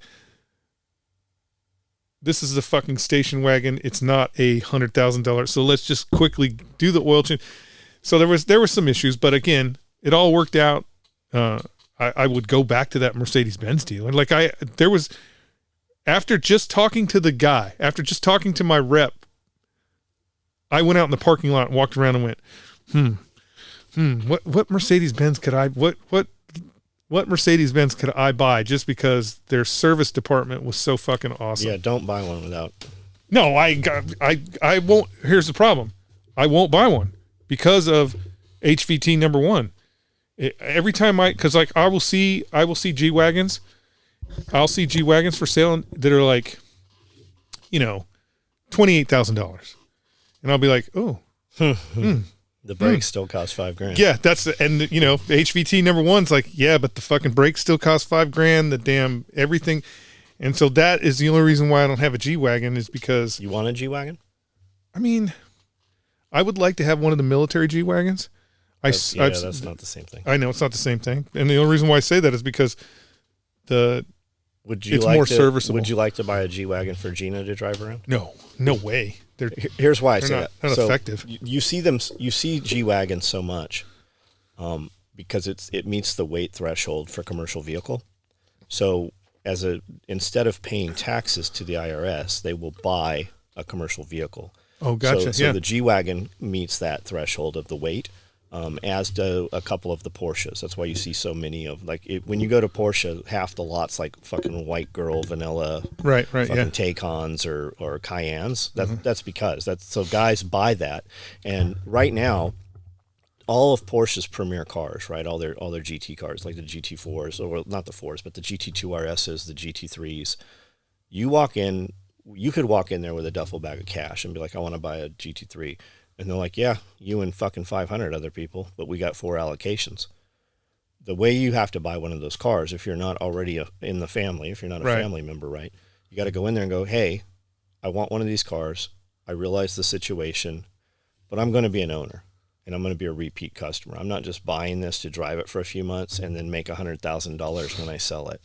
So you go in there and you're like, I'm going to buy this, and I know it's going to take a year to get it. I'm going to order it. And right in the interim, I'm going to go ahead and buy a 911. So I'm going to put my money down on the allocation for a GT car.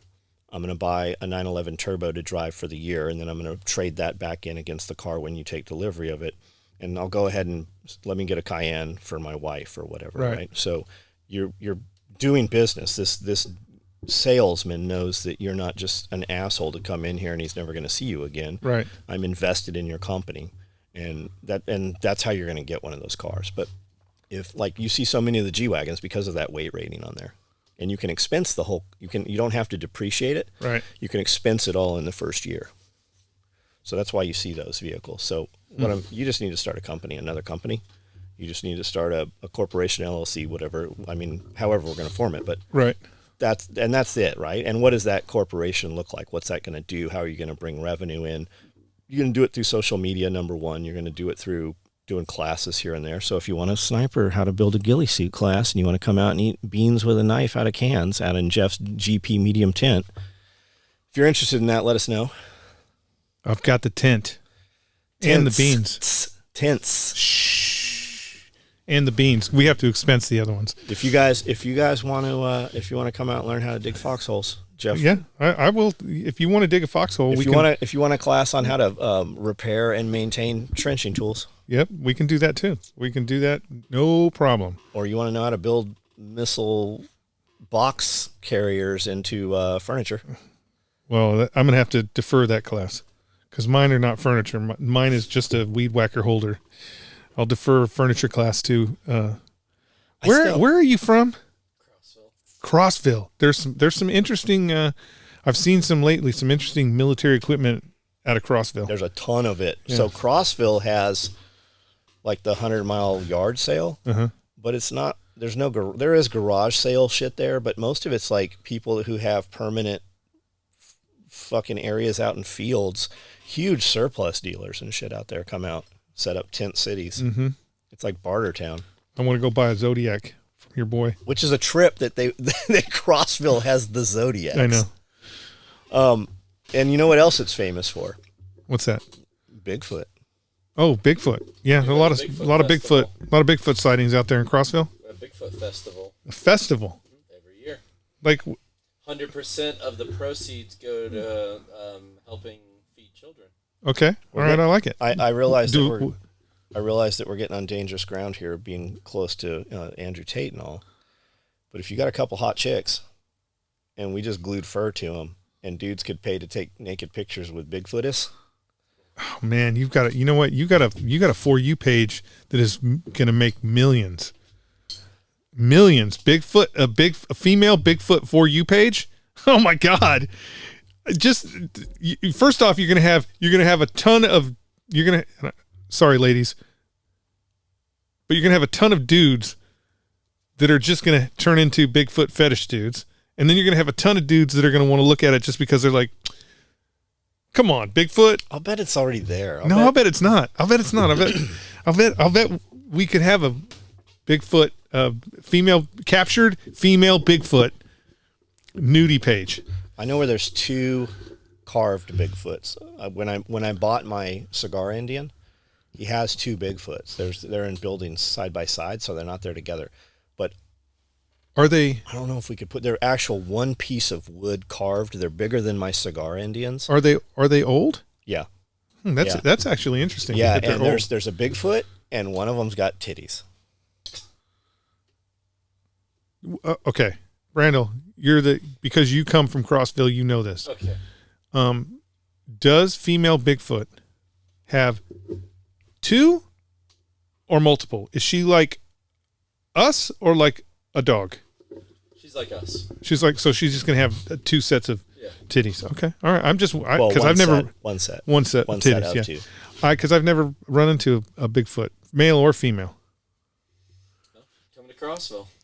I think we will. I think we have something there. Because you said, here's the thing that interests me. You said festival. Yeah, it's huge. That sounds a lot like fetish. But festival, is it like when you go to one of these the knight in shining armor? What's the ones where they do medieval times? Is it like a medieval times? Are there people walking around dressed up as Bigfoot? Yeah, it's all cryptids too. Like they'll do Mothman, the Jersey Devil. Like people bring booths and sell merchandise. Dogman. They do all kinds of stuff. It's a trip. We just had. I'd like to come see that. We just had a Dogman cryptid conference in Paris here. There's like 400 people showed up. I think it's it's unique. It gives people something to chit chat about. Yeah. It's kind of like a Renaissance fair, right? Renaissance fair. That's what I was thinking. Is it like the Renaissance fair? People that work at the Renaissance fairs they're very much like carnies. I think when the Ren fair's not going, they probably work on carnival rides. Probably. I think the Renaissance fair seems so much more dangerous. They have like Pirate Day, and they have I think there's a Ninja Day now at the Ren fair. That's awesome. I went last year. Did you? Where was it? What'd you dress up as? I didn't dress up. Come on. Next, we do. Everybody with me dressed up, and I was just standing there in a black jacket. Will you dress up this year? What'd your girlfriend dress up as? So she already kind of looks like Liv Tyler. Yeah. From Lord of the Rings. So she Lord of the Rings it up. She got the elf ears. She had ears. She made a huge gold pendant thing that hung around. She had like a white dress. She was in it. So will you dress up next year? Oh, or this sure. year? Yeah. Yeah. Cool. Full kit too. Like full armor, everything that I can barely walk in. So they got super crazy in the last 2 years at the Ren Fair, and you're not allowed to have swords there anymore. There used to be dudes carrying around like big battle axes and shit, and they've just gotten fucking super everybody's metal detector. And well, because I'm sure 100% somebody got seriously injured. I had the day pack on, and I had it full. I had my knives. I had 2 knives with me, all kinds of stuff. Nobody even batted an eye. Just had it. Well, I mean, walked in. Because you were out of character. I did. Yeah, I was out of character. You were out of I character. did look so. like I was somebody that was supposed to be there, like guarding something. Yeah, Like, you were out of he's character, doing so they're like, yeah, we can't search him. I like going to the Renaissance unless it's raining. Then all that dirt turns to fucking mud. Holy shit! You would think they've done it there long enough. You would think they would know we need like 1,000 bales of wood chips or something. Mud. Speaking of mud, remember when we went to Overland Expo? Overland Expo? Oh my God. that was ridiculous. That brewery bought that farmland, and that farmland had been like cow pasture, and that was the first year. So they had done the Overland Expo previously at the Biltmore. Well, imagine the Biltmore surprise when all those trucks driving in and out of there like fucking just wrecked a bunch of, and you know Biltmore. Yep. So they move it to this other place. Well, the other place had no real equipment on it in years and years, right? So it's this very fertile soil that's just a grassland, and then it rained. And like we were literally, we all went the next day and bought muck boots. I think I bought 12 pairs of muck boots or something for everybody. The mud was coming up over, like it was literally to your kneecap. You would step up, and it would suck your boot off, and you're trying to hold your foot to get it back in the boot, but the fucking mud fell back in the boot. We literally behind the booth, so behind our table, there was a hill. We literally had a waterfall that was going in through the back into the tent, underneath the table. It was just a soup sandwich. And what do you think? $50 million worth of rigs there? Probably more. You had Overland rigs there that were $2 million on their own. Yeah, just 50 million, just lots of money. Like girls were showing up in like actual rock stars. Yeah, like girls were showing up members to the Mud Festival in suede high heel shoes, trying to walk through. There was a bunch of band members out there in like fucking white, tight jeans and shit.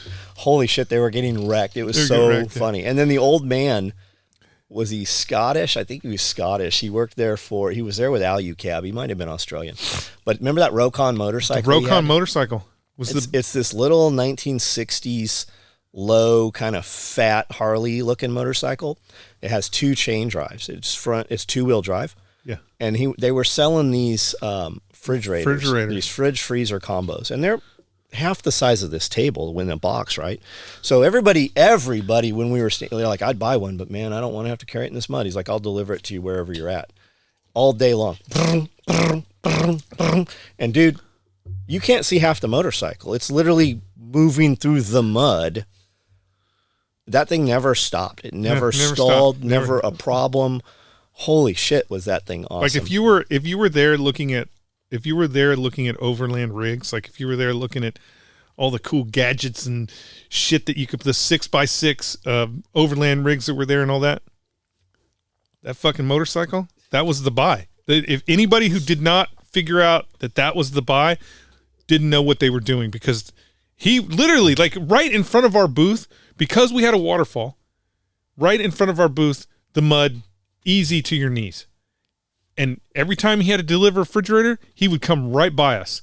Refrigerator on the strap to the back, and him, he didn't slow down. He didn't spin tires. He ran right through that shit. And then we would stand there. We'd be standing there, and you'd watch 3 people walk through that spot. By the time they got to the other side, they were in their socks. Every time. Like if anybody ever plows that field, there'll be hundreds of fucking shoes. Yeah. Shoes. They're going to be like, they'll be like, what went on here? Why are all these shoes here? It'll be an archaeological site. They'll be like, what went on here? And literally the last day, all those badass fucking super duper rigs and shit. Stuck like Chuck. Pulling them out, bringing in tractors to pull them out. Huge tractors. I don't even know where they got the tractors. They were so big. Pulling them out with tractors. And boy on his little motorcycle just right on by. People were like, that's an empty box. It was not. No. Like we stopped him. Like we talked to that dude a lot. There were freezers in those boxes. And they brought a semi truck of shit that they were selling. They had a whole fucking semi truck with them. It's cool, man. If you've never been to the expo, and the Expo West is even bigger, and the East has gotten bigger than it was when we went. It's now in Virginia. That's why do they do one in Tennessee still, or is that done? No, they never did. We went to North Carolina. Oh, did we go to North Carolina? Yeah. Why do I feel like we were in Tennessee? Yeah, no, it was North Carolina. That's when we went. We're all back at the house that we'd rented. Oh, you got the Airbnb. That was a nice Airbnb. So we're back at the house, and Jeff's like, "Hey, can you get out of here for a minute?" I'm like, "What's going on? What are we doing?" So we just snuck off, and everybody's like, "Where the fuck are they going? How come we're not going?" And we went and fucking found that school. School, yeah, we went and found the school. It was full of chairs, man, and then they had all those toilets sitting in there. It was a trip. Like that must have been like an old boys' home or something. Yeah. It's very interesting. That was actually a good trip. That Airbnb was nice, except the hot water. We had our own hot water heater downstairs, so you guys were getting screwed. Is that what the deal was? Yeah. Because I was getting up at 4 a.m. so that I could take a hot shower. Yeah, Amanda was like, I think it was the first day or something, maybe the second day, where Amanda was like, "We have no hot water. We have no hot." I'm like, "Ours is fine. Maybe we're using all the hot," but then and there was a hot water heater down there, so it had its own. Weird. Yeah. Right on. I got to pee. John's got to pee. Oh, we're still recording? Why are we still recording? Because do you edit all that out? Because every time we turn it off, you say the best shit. Yeah. I do not. I don't have any good. I mean, outside of the fact that Glocks are the Kel-Tec of the high point of the 21st century, I don't think I have any good stuff. So you think the Glock is the Kel-Tec of the 21st century? Actually, High Point, not Kel-Tec. Kel-Tec is a actually better company than Glock. What hair product do you use? I don't use anything. How? It's just naturally this. Mane and tail? No, I don't even use mane and tail. I do use the Verticoli brush, made out of pure whalebone. Yes, absolutely. But outside of that, nothing. Did Mookie turn you on to that? No, it wasn't Mookie. Is he represent Verticoli? I've heard him speak of whale products. Yeah, I thought it was sperm though. Sperm, yeah. Mostly. Best colognes come from whale sperm. Absolutely. Yeah, everybody knows that. Yeah. So where were we? What do you got going on this week? Well, this week is. I don't want to say over. Are you celebrating Martin Luther King Day all week long? Did we have a Martin Luther King Day thing? Did that happen this week? Monday, maybe? Yeah, because they just put out that awesome statue. Did you not see it? The two hands holding a turd? That's what that really looks like. I do not see how. So, I don't see how anybody from the King family is at peace with that. I don't think they are. I don't. Have you seen? you know that picture of the big black guy that. Yeah, the porn star. Yeah, is he a porn star? I don't know if he is or not. I don't know if he is or not. That picture picture you see all the time. Does. Somebody put that. Somebody put that picture on there, and it's hilarious. No, I mean, I knew it was a holiday. I just didn't know what holiday it was because I live in a different world. So what'd you do this week? I've been out at John's burning shit because the weather was perfect for burning. It is nice, man. Perfect for burning stuff. So I've been burning. Yeah, we got rain coming at 1:30 today. It's supposed to be thunderstorms. So been doing that. That's it, really. You got all your fencing done? Fencing is all done. Cows are loving it because they got more room to play. So is your whole perimeter fenced now? You're completely fenced in? Yeah, whole perimeter's fenced. Well, home property, whole perimeter's fenced in. Church is not completely fenced in. Got it. It's kind of a pain in you don't realize what a pain in the ass fencing is until you have fenced everything in, and then you're like driving the loop to get to the gate that you need to get in the back. Yep. And then all the gate, like every time I open my gate on my property, I'm like, there has to be a better way to do this. There has to be a better way to do this. I'm like, there's got to be a remote control for this. Yeah, there has to be a better way to do this. That's why I've stopped using the side-by-sides because the four-wheeler is so faster to get on and off. And I don't even, usually if I'm moving stuff around, I don't even straddle the four-wheeler. I just side saddle it. Yeah, that's my neighbor, the big cow farmer.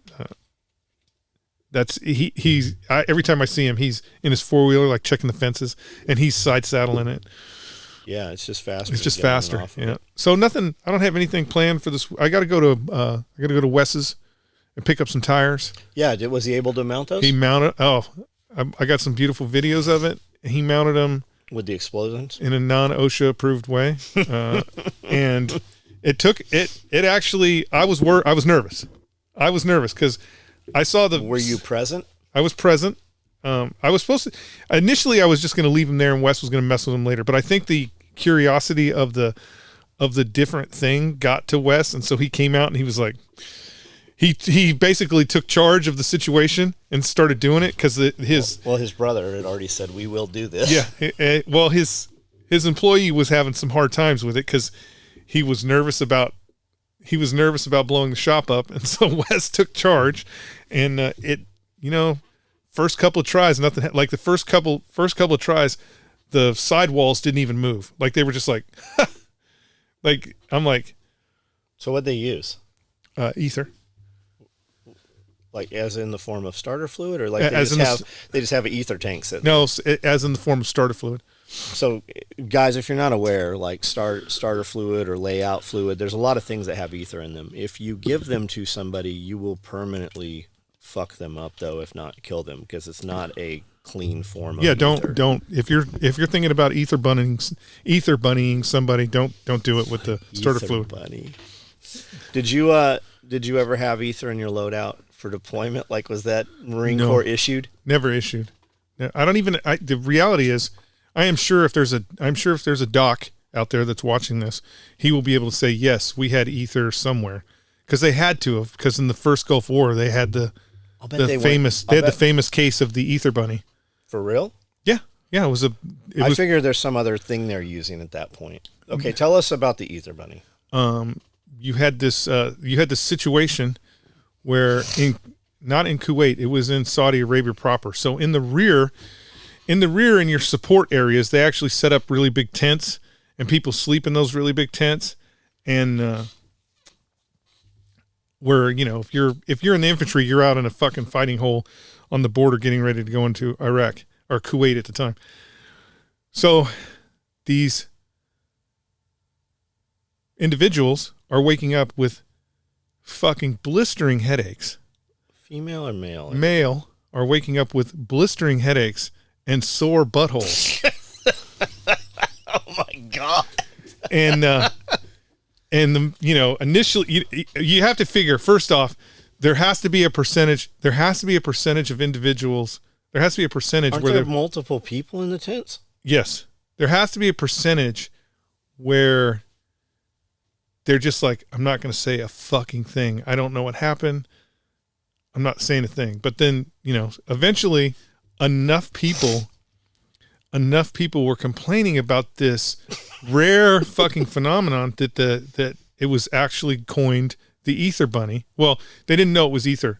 It was just these guys were waking up with headaches and sore buttholes, and they actually caught a person. They caught a corpsman who was using ether to put people to sleep and then rape them. Wow. And so that was obviously all the infantry guys are up forward.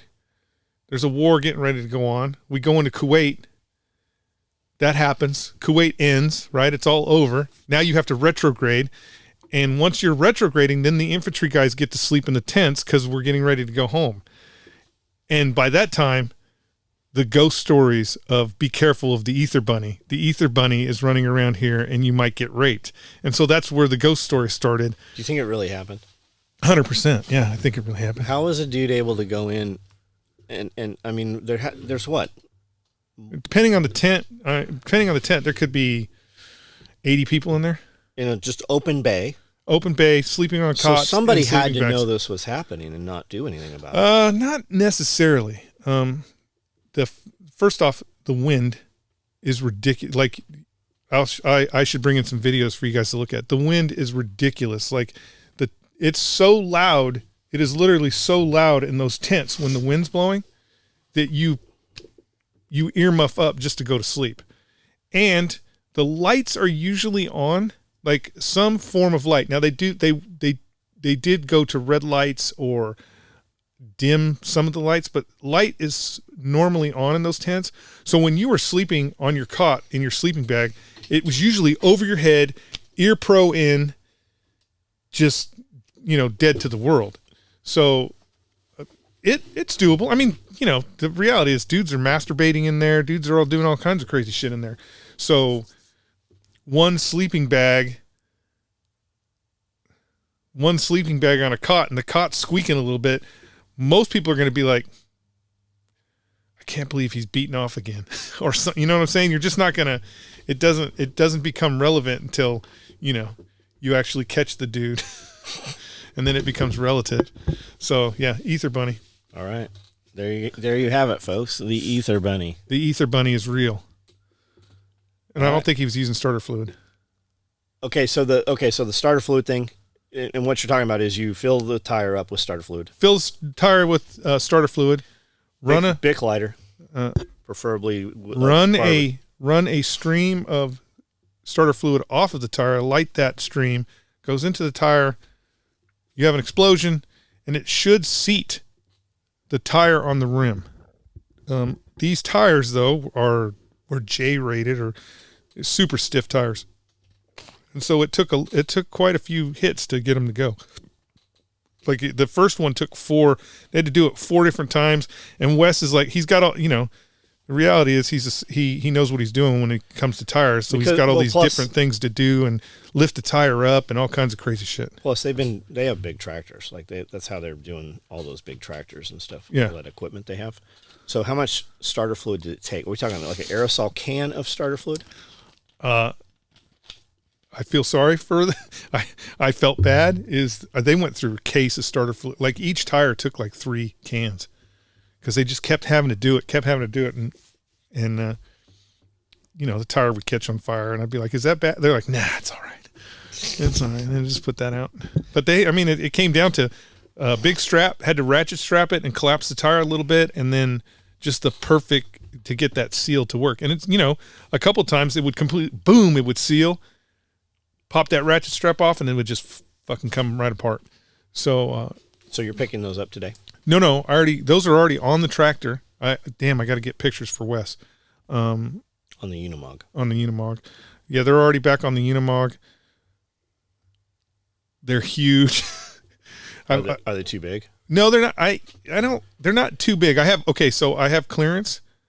There's clearance all the way around on all 4 tires. I can turn the wheels without rubbing, but I literally have 3 inches of clearance. So there's no articulate, like I'm not going to be out there and not rub when I'm articulating, but I don't drive that thing normally. It doesn't go over 5 miles an hour.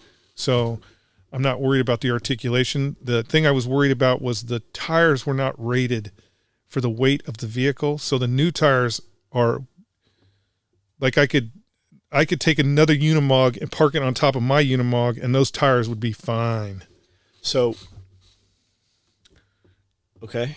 So yeah, I mean, so it's good. It just, you know, when I fired it up and started driving it, it actually felt like I was 10 feet higher than I was before. And those are LMTV.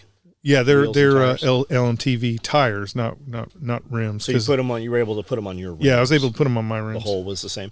Yeah. So I see a lot of H1s all of a sudden, again, up for sale, and they're listing them as H1s, right? Mm-hmm. But the civilian H1 Humvee is not the same as the military H1. No. The military wasn't even called an H1, right? That's not the designation. No, it's never been the designation for the military ones. It would have been so your H1 would have been Humvee, high mobility vehicle, whatever. Yeah. But it would have been Humvee Mark 998. So that would have been the original, the 998ers. And that's what you're seeing a lot of people getting rid of, is because the 998ers, obviously it's the oldest vehicle. But it doesn't have a park, and it doesn't have park, and it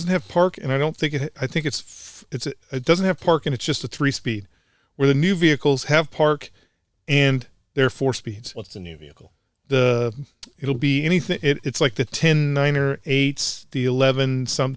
It's just the newer version. So once they went to the up, basically, when they decided to go up armor, the 9er 9er-8s were never made to hold that kind of weight. Are we still talking Humvee though? We're still talking Humvee. Okay. So the 9er 9er-8s were never designed to hold that weight. So they actually had to upgrade the vehicles in order to put all the armor on it. So any of the vehicles that for the last, and it's been for the last probably 10 years, since we've been using up armors, all those up armors are actually newer versions. They have a bigger engine, they have a bigger transmission, they have better brakes. Can we buy those? Yes, we can. They're just more expensive. So, like a 9 or 8, like we could get a truck version M9 or 9 or 8 for like $15,000.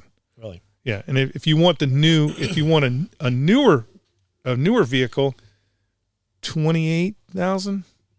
So I mean, they're still not super expensive, but they're it's just that difference.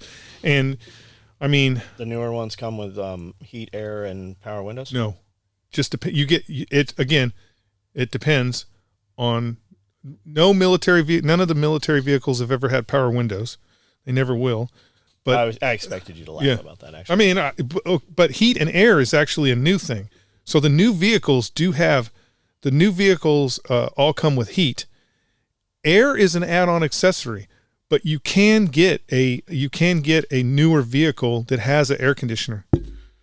Right. They had to get them for Iraq. So but none of those are multi-fuel. No, there's no multi. You're running nothing in them other but than diesel like JP or JP8 or something. Yeah, JP8 is what they're running in them. But yeah, that's all diesel stuff. The multi-fuel engine is only one specific type of truck. It's the old 3/4 ton, and it's the military is always fighting the last war. So whenever they're doing anything, they're always fighting the last war. In Korea, they had a big problem with all the World War II trucks because they couldn't get the supply chain was so when MacArthur went all the way to the Yalu River, the supply chain was so long that they couldn't get the necessary fuel to run the vehicles as well as they thought. So obviously they said, hey, you know what'd be cool? What would be cool is if we had a truck engine that could run on anything. Then we wouldn't have to worry about those supply chain issues, because if I have diesel or I have kerosene or I have fuel oil, I can run all that in that truck. And so that's where those the original ones were their Rio trucks with multi-fueled engines. That's the idea behind those, was because of what happened in Korea. And so those are the only multi-fueled engine vehicles. We've never had any other like small utility vehicles. Now those are 6-wheeled or 10-wheel trucks? Those are 6-wheel. So those are the ones that guys are taking and bobbing them and just basically... Yeah, bobbing them and doing all that. So I used to see multi-fuel deuce and a halves sitting around Nashville and Murfreesboro, and they were like $6,500. And then they said they had turbos that were, I don't know. Yeah, they call it the Whistler motor, because when it has a turbo on it, you can actually hear it whistling. So Banks makes because the Humvees are 6.0, right? I think we're already to 6.5s now. But what were the old ones? 6.2s. So Banks makes a performance package where you put a turbo and shit on that thing. So you could take that and it wouldn't be as much of a turd. They put I seen Banks did a video where they took an up armor. So we're melting the tires. I think 14,000 pounds is the up armor. And they put twin turbos on it and smoked the tires on it. Yeah, Banks had a sponsored, I don't know if it was MDR or Score, but they were running some of the, I guess it would have to be Score because they were running it in the 500, the Baja 500. And they were running, there's a class for full-size, slow vehicles, but they fucking built this thing up, and it was completing the races. And yeah, I guess it was kind of competitive in its class. I mean, that the reality is the Humvee was never designed to be driven around on the streets. It's more of an off-road vehicle. But that's all we do is drive them on the street. So why do we have vehicles that are super off-road capable, but you never take them off-road? I really want one, and I just feel like it's going to be one of those things that looks neat sitting out front, and then in 6 months I'm going to be like, hey, put that around back. It's in the way. Because every time we drive it, it has no heat or air. And then I kind of feel like, well, if I'm going to buy that and buy another vehicle that I don't drive, I should probably just get an LMTV, something that's more grand. It is more grand. The LMTV is more. I mean, I have always wanted a Humvee. Again, it's just the stupid nostalgia of it, right? It's the nostalgia of that was the vehicle that we did most of our moving around in while I was in, an infantry battalion. And it's kind of like, the nostalgia of some sort of candy from when you were a child. I would think it would be cool to have one. The utility of it, again, I would probably buy a 9 or 9 or 8 just because that was the original vehicle. No heat, no air. They're fucking loud as all get up. The reality is they're super loud. There's no sound deadening in any of those vehicles. But it would just be nostalgic. Yeah, well, so is but the shit hot pot soup is fucking nostalgic for someone. But buying an LMTV, the reality is an LMTV is a better Humvee because it has better ground clearance. It can hold more. Yeah, you got to climb up in that thing. You do have to climb up in it, but I mean, there's good and bad with everything. And then we had a buddy that when we first bought the property, we had a 5-ton military dump truck here. But none of our fucking equipment could load that thing. Like, you have to have bigger tractors. That's what I was telling Wes. I'm like, when I get these tires done, I'm gonna have to drive over to Jack's place so we can play Army truck because I can load his 5-ton. But that's the only issues. And then an LMTV is high. So here's the thing, John. This is what I think you need to do. Buy a Humvee, park it out front. And when you're tired of looking at it, just give me a call. I'll come get it. You'll get it. You'll drive it around. I'll come get it. And I'll drive it around. Make sure the tires are. There's actually, you're really close. That place up at the end of 641, the Kentucky. It's I drive past there going Kentucky Military Surplus. He's got hundreds of them. Yeah, he's got hundreds. But the beautiful thing about, like, if you were actually really thinking of buying a Humvee, those are the guys I would go through. And the reason why I would go through them is because they have a legit crew of guys who can work on those vehicles, and you don't have old National Guard guys. When a hamster gets in there and clogs up the whatchamacallit, those guys are going to be the ones that are going to be able to fix it versus, what we do now where we have these weird things. We're hunting, like I'm driving to goddamn Missouri to get my mini truck fixed. Those are the guys that I always look at. Like they have some reasonably priced, brand new, meaning remanufactured M9 or 9 or 8s that they're selling that look like they just came off the showroom floor. Yeah, you can go in there and they'll like, okay, I want actual leather seats. Yeah. I want a heater. I want AC. They do them. They're up to like 75,000. I want a clamshell. Yeah, the legit newer vehicles. They're expensive. They got some real expensive ones, but I mean, like I said, you can get a 9 or 9 or 8 that $26,000 that looks brand new. Why would you want the clamshell, the weapons back, as opposed to just a station wagon?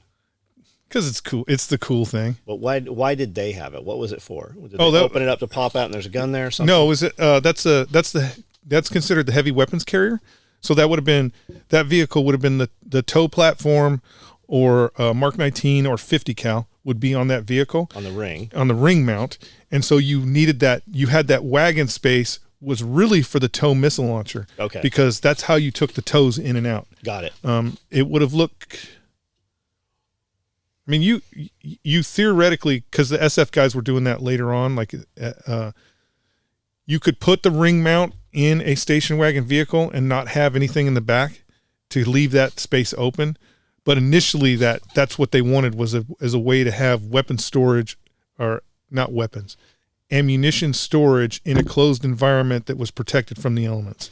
Can we have a hard shell with a weapons mount and close that up and have it not leak? Yes, you can. You can have I guarantee you they can make you a hard shell, close that up where it not leak, but the more you use it, the more likely it's going to leak.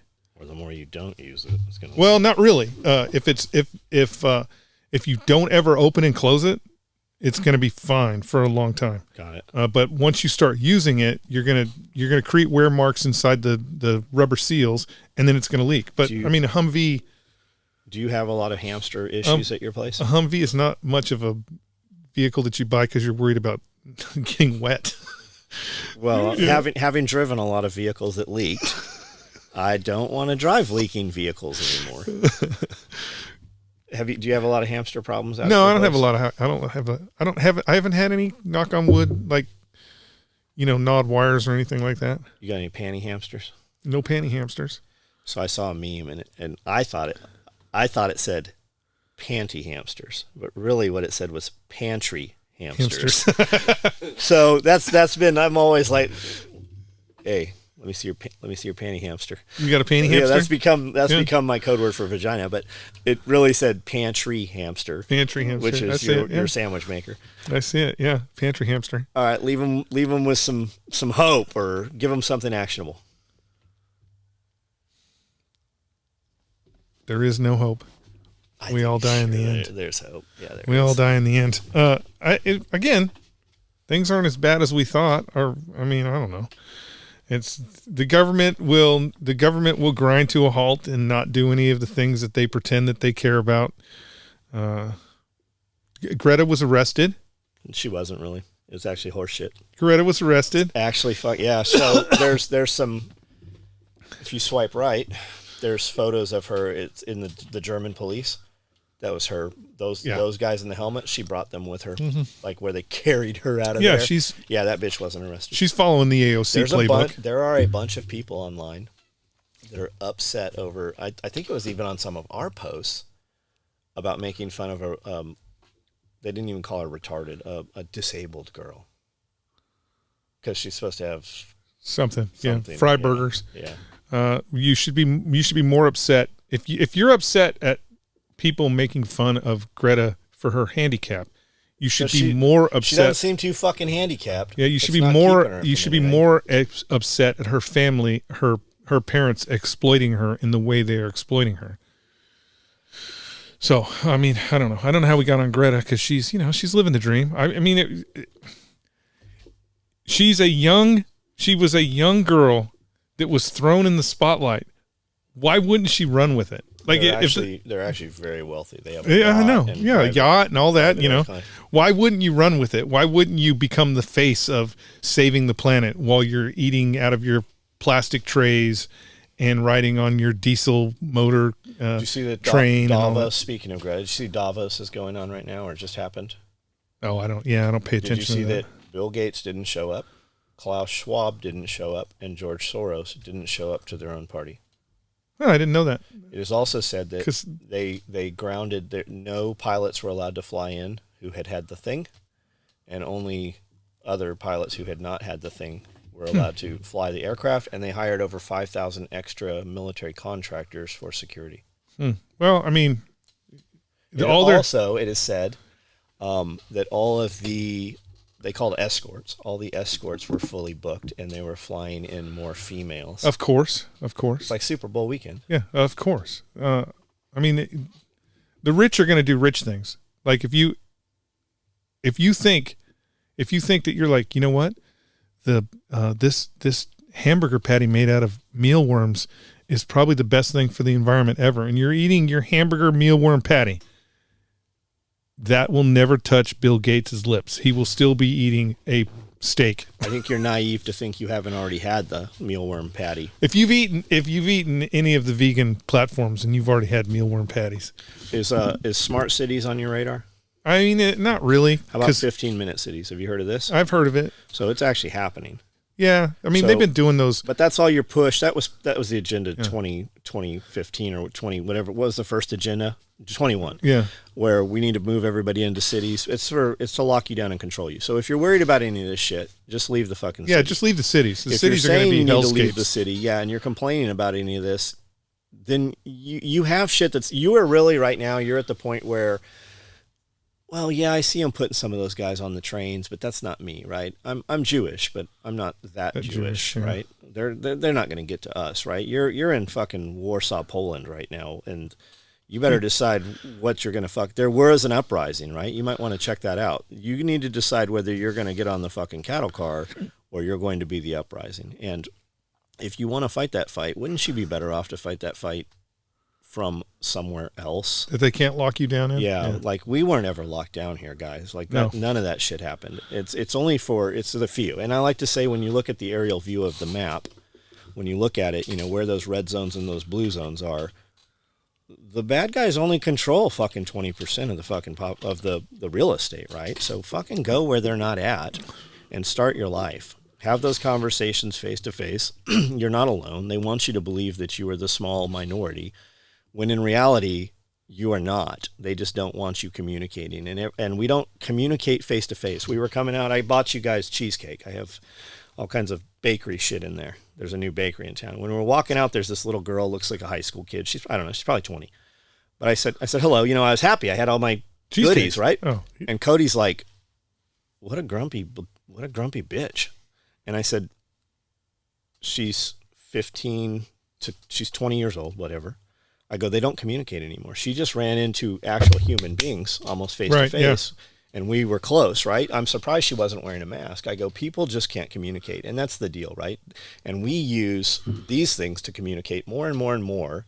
And it'll soon be, you watch, in the next couple of years, they're going to be like, you have to have this, just like you have to carry license and registration, please. You're going to have this to do any commerce. You're not going to have a choice. And they track you with these things. We don't communicate any longer, right? When's the last time you wrote something and sent a letter? Like, think about that. So develop those lines of communication, develop the alternate commerce, and don't be affected by what's coming, because it is coming. It is coming. They keep talking about reducing the population. Don't be the population that they're going to reduce.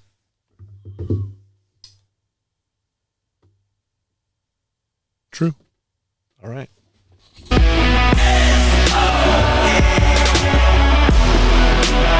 What do you think, Randall?